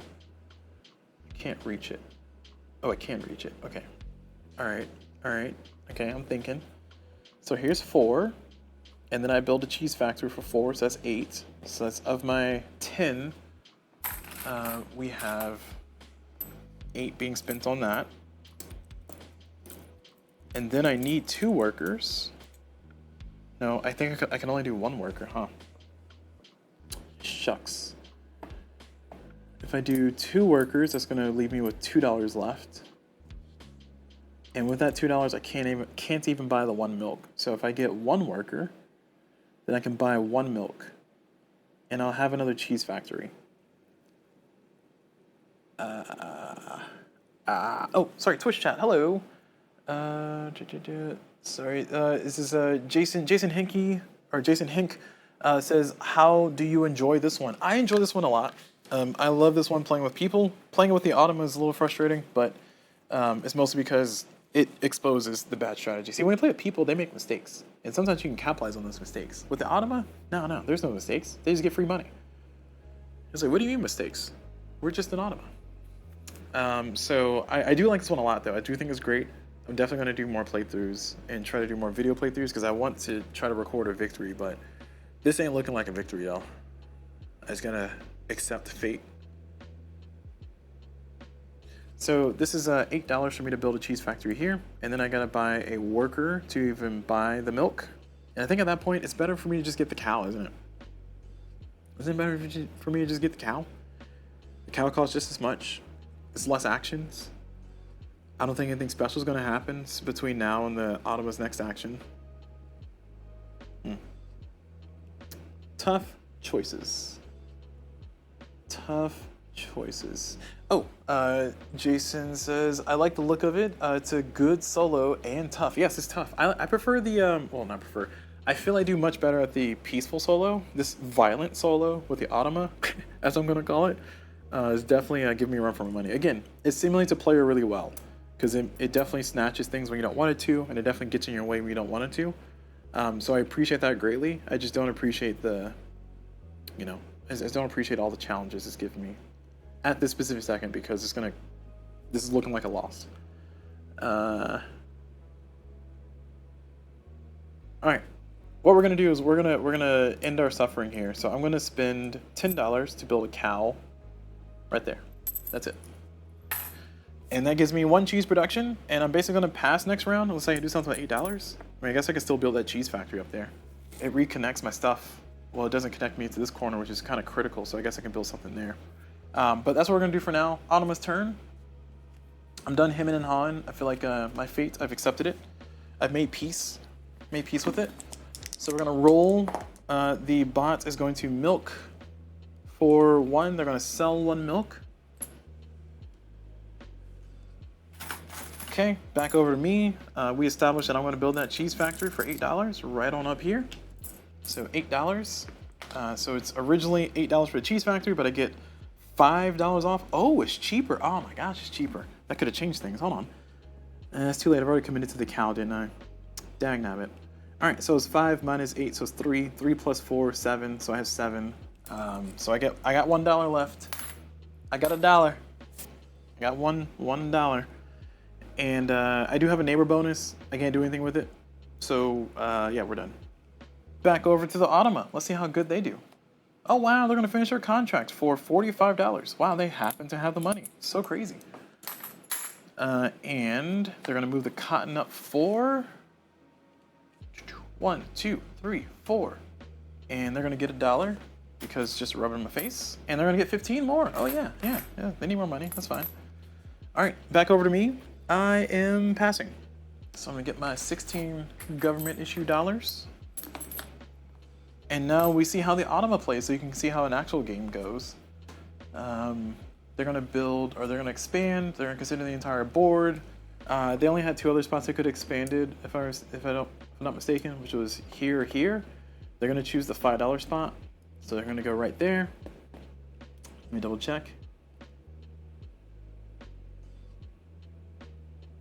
Yeah, so they're gonna choose this $5 spot. They're gonna choose +4, so 1, 2, 3, 4. Nope, here, yeah. So they're gonna spend $13 for that. So 5 plus 8, so 13. At least I can do math. I say as I accidentally put too much money in there. Don't worry, you'll never know. They'll never know. They're gonna go to the market again. So we're just trying to see what where the bot's gonna land. We're just kind of going through the bot motions. They're gonna do wheat. They're gonna buy. Oh, they're gonna sell. I'm sorry. They're gonna sell 2 because it's on the wrong side. I got $2. Next. Contract. They're going to take a contract for $15, and they're going to consider tobacco first. There's no tobacco, so they're going to consider sugarcane next. They're going to take the sugarcane one. They're going to spend $15. And next, they're going to do market. They have no workers, so they're going to do contract. Can they finish this contract? $30. They got 5, 10, 15, $21. They cannot finish the contract, so therefore, sorry, I was trying to convert that to, there we go, for easier math. So they cannot finish their contract, so next they're gonna go settlement increase. They're going to choose this other spot for 6. They're gonna build on 2, so 1, 2, can't. They can, they have a Forester right there. So it's gonna be $12 is gonna cost them. So put in 15, take out 3. And I think they'll be done here next turn. Oh, I lied. They're going to upgrade. They're going to spend $4 to upgrade just to keep it going. Then they're going to... No contract. None of that. They're done. They finally passed. $13. All right. Let's see how the game ends. It ends badly for me, for sure. I produce 1 cheese. Look at me. 1 cheese and none of anything else. But I do get $30. Yeah, that makes me feel good. Look at that. It's great. Had such a good game there, man. Look at all these points I don't have. Such a sad display. Over to the Automa. Let's see how the real game's played. They're getting 24 plus 36. Oh my gosh, they're getting so much money. So they're getting, what is that? 56.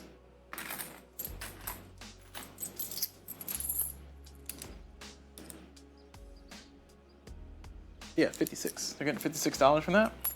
Remember, they get $5. They get 1 point per $5. So they're gonna have a billion points here. 1, 2, 3, 4, 5, 6, 7, 8, 9, 10, 11, 12, 13, 14, 15, 16, 17. So they're getting 17 points from that. I'm just gonna give them their money though. So 17 times 5, what is that? Let's do the math so we can gawk at how much money they have and how much money I don't have. 13 times 5, $85. $85. And their total monies will be, this is 100. And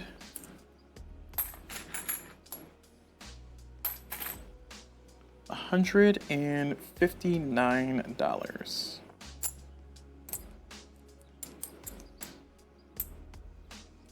So we'll convert that here shortly, but for right now, let's do our finals. I need to get my points. I will get, oh, that's a shame. I get 0 points because I need two goods. I have one goods. Well, that makes me feel bad. Cool game. All right, let's go and get to the final scoring. Got this things pittered out clearly at the end there.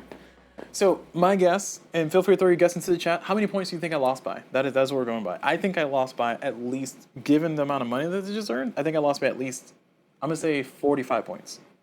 I'm gonna say, if I'm giving between, I lost between 45 and 55 points. It's a 10-point spread. I feel like that's fair. 45 and 55 points. Could be worse. Probably will be worse, but we'll see. I want to give myself a little bit of a hope. I have 14 points right now. That is great. Sorry, one second. Let me change our music. There we go. All right, so 14 glory points. The Automa is going to start with 30 because we're playing on the 3-star Automa, which they'll get 30. So we can put that away now. And let's see, what's next? Basic goods, for me, none. Cool, 0, that's great. That's always a good sign. Processed goods, I have 1, so I get 2 points. Money, I have 10, 20, 40. Man, same 40-something dollars I've been getting this whole entire game. Oof, that's a shame. That's so bad. So 45, 47. So I get 4 points from that. For hops, I got 4 plus 5 plus 1 plus 1. Yeah, this is hopeless. So I have 9, 10, 11. I got 11. Cotton, we'll do that in a second.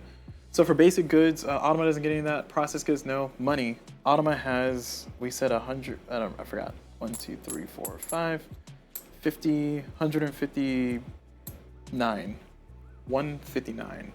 So they're going to be 159. So 150 divided by 5. So they got 30 points from that. Oh, my soul just left my body.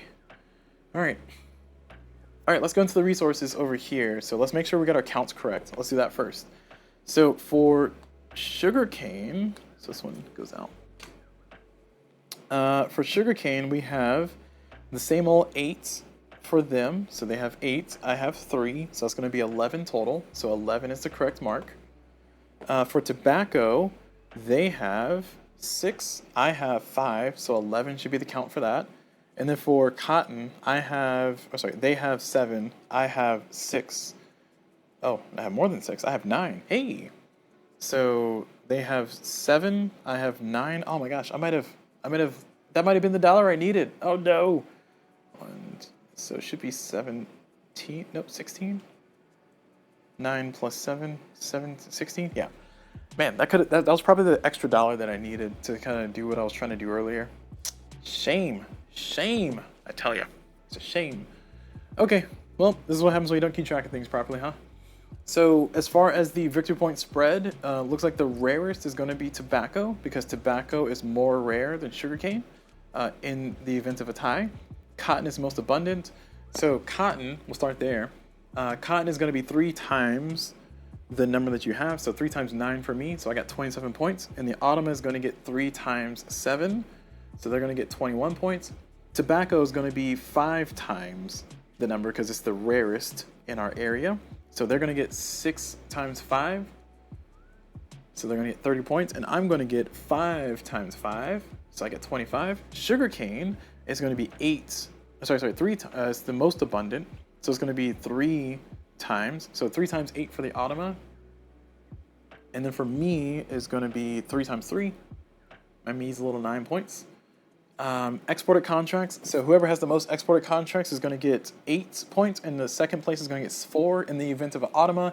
Normally when we play solo or 2-player, it's either 8-0 or 12-0, but for the Automa, it specifically says in the rulebook, 8 points for the first place, 4 points for the second place, and then for the reach bonus, the settlement size bonus is going to be 12-6. So I'm just saying out loud because I know the sheet says otherwise, but the rulebook specifically calls that out. And actually, if you don't believe me, I'll just show you, because I just want to make sure I'm doing it right too. Just make sure I check myself. Bring it over to this camera. We got it right here. Right there. So export scoring. The person who gets first gets 8, as usual. Second best gets 4. If they fulfilled at exactly 1 contract or less, you get 0. All right, and then settlement scoring is 12, and second best gets 6. If 1 or 2 connected settlements, you get 0. Otherwise, blah. Okay. So I guess they realize that the Automa does get a lot of extra boost out of the money it gets, huh? So export contracts, Automa has 1, 2, 3, 4, 5, 6, 7, 8. I have 1, 2, 3, 4, 5, 6. Not bad. I got 6. Okay. So they get 12 points. I get 6. Settlements, I don't think we need to do the math. I think we already established that I don't have more, but let's check. So this is not connected, so this doesn't count. So 1, 2, 3, 4, 5, 6. Pity, I never connected that back. This is 1, 2, 3. So I got 6 is my settlement size.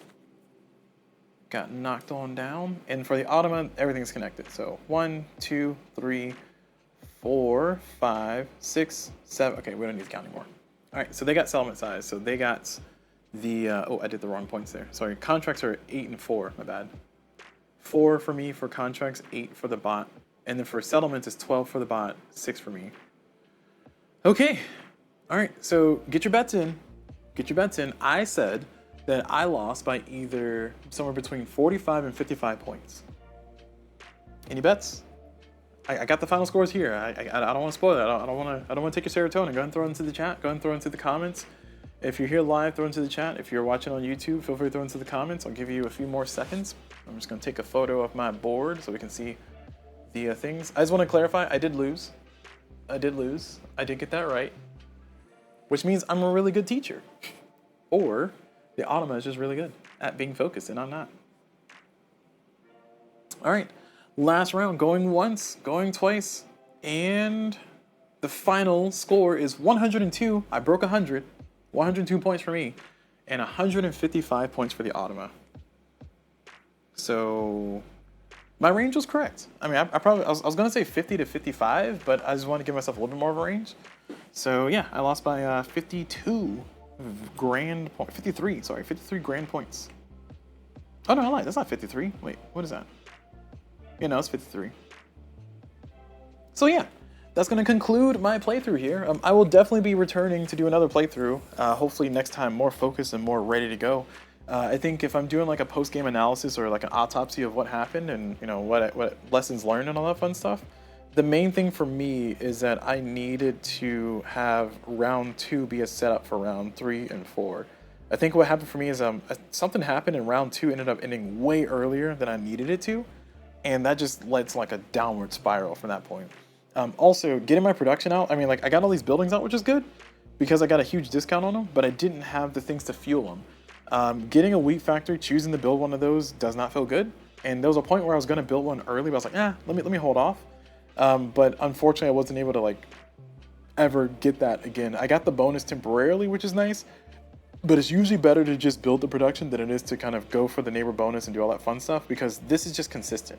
I'm guaranteed to get the bread. I'm guaranteed to get the whiskey. When you go for this, I got to build again. I got to do it again. I got to have the workers. I got to have the money. The price can't be too high. It's a little finicky, so it ends up being a lot more shaky. It's better to build your own means of production, and I knew that going in, but I was like, oh, you know, I might be able to get away with it for one round. Ah, man, that was the loss there. That one time where I was short by $1 to build the wheat factory, though, which I think was the last round. Yeah, because I didn't move the thing. I mean, I don't think that would have changed the game. I would have gotten, what, 3 more points? 3 more points plus the 2... plus the 4 from the 2 resources, so I would have been able to get myself 3 plus 4, 7 points. So I'll be 7 points closer. Still lost, but 7 points closer to that. Actually, I would have lost again because I would have been out of my range. Yeah, because no, well, I don't know. It's getting late. I'm rambling, but you know, because 52 minus 7 is 46. Or is that's not how math works, 45. Yeah, 52 minus 7 is 45. So I would have been on the lower end of my bet if I would have gotten those extra 7 points. But here I am. I didn't. That didn't matter. And it all boiled down to really I didn't build that production. I had the clan to do it, and I was really preparing to do it. And I'm gonna say this. I'm not fully sold on going for foresters instead of going for mountaineers. Mountaineers, they cost a lot of money up front. And they basically give you the same returns that the foresters give you, but the returns that they give you are bigger. So you spend more up front, but you get more up front later. So like in my mind, if I'm getting every round, like let's say you consider, let's consider that you get all these on round 1. You're spending 10 per, so 10, 20, 30, 40. And for these guys, you're spending $6 per, so it's 24. So $24 versus $40. And over the course of the entire game, you're going to be earning 24 or 16. So, I mean, I don't know. I don't know. Like it's hard. It's hard because like if you, somebody out there has probably done the math already to figure out what's the most economical thing to do, what's the best way to min-max it, and I guess me trying to workshop it here live is going to be a futile effort because you can just look on Board Game Geek forums to find the answer. But I think it boils down to like I feel much better when I go for the mountain people because I have more money to do stuff with round to round. It really boils down to I don't really build enough production infrastructure to even support building more production infrastructure because in my mind I want to spend the resources on contracts as soon as possible as opposed to doing the thing I should be doing, which is selling those early goods to kind of fuel the machine. So go for the forest workers, sell those early goods to get that machine going, and then once I had the production in place, then start finishing contracts because I just build everything every round from rounds for round 3, 4, and 5. But I never ramp up fast enough. And going for the mountain men, $10. Money is the random resource in this game. Money is a wild resource in this game. As long as you have the worker and you have the funds to do it, you can go buy as many of the things as you want. So producing it feels better, especially when things get really high, like wheat got up really high price-wise. And I feel like wool at one point got up high price-wise, I don't remember. But it just really boils down to, if you can build the production, then that really helps. The only caveat is that you really gotta hope that the contracts that you can actually fulfill show up. If they don't, then you're kind of hosed anyway. Maybe you can go sell the goods and pivot, but at that point you just feel bad. But yeah, given everything that was in this game, I feel like I started off very strong. I feel like round 1 was reasonable. Maybe I built too many foresters. Again, I'm not convinced that foresters are better than mountaineers, than miners, I guess is what they're supposed to be called. But I just feel that round 1 was reasonable. Round 2, I flickered, I got flustered, and in round 3 it was just kind of a train wreck. I feel like I recovered in round 3 to get a better round 4, but at that point it was too late. You know, basically one of those, if you're reading this, it's too late situations, and it was like, oh, yep, game's over. Our clan is going to be going down into the bowels of history in shame with our 1 cheese and $40-something. Like, that's crazy. I only have $47 at the end of the game. I was broke, y'all. broke.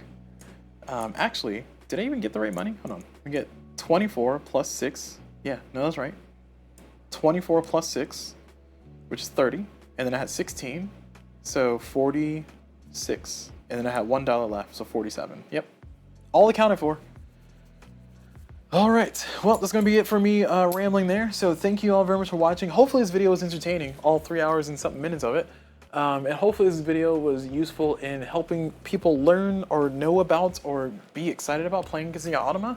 I think the Automa is pretty good. Again, it simulates the experience of playing with another player. It gives you that frustration of somebody cutting you off and taking the thing you wanted and messing with the market when you want it to stay exactly how it is. So I think it does a fantastic job of simulating that.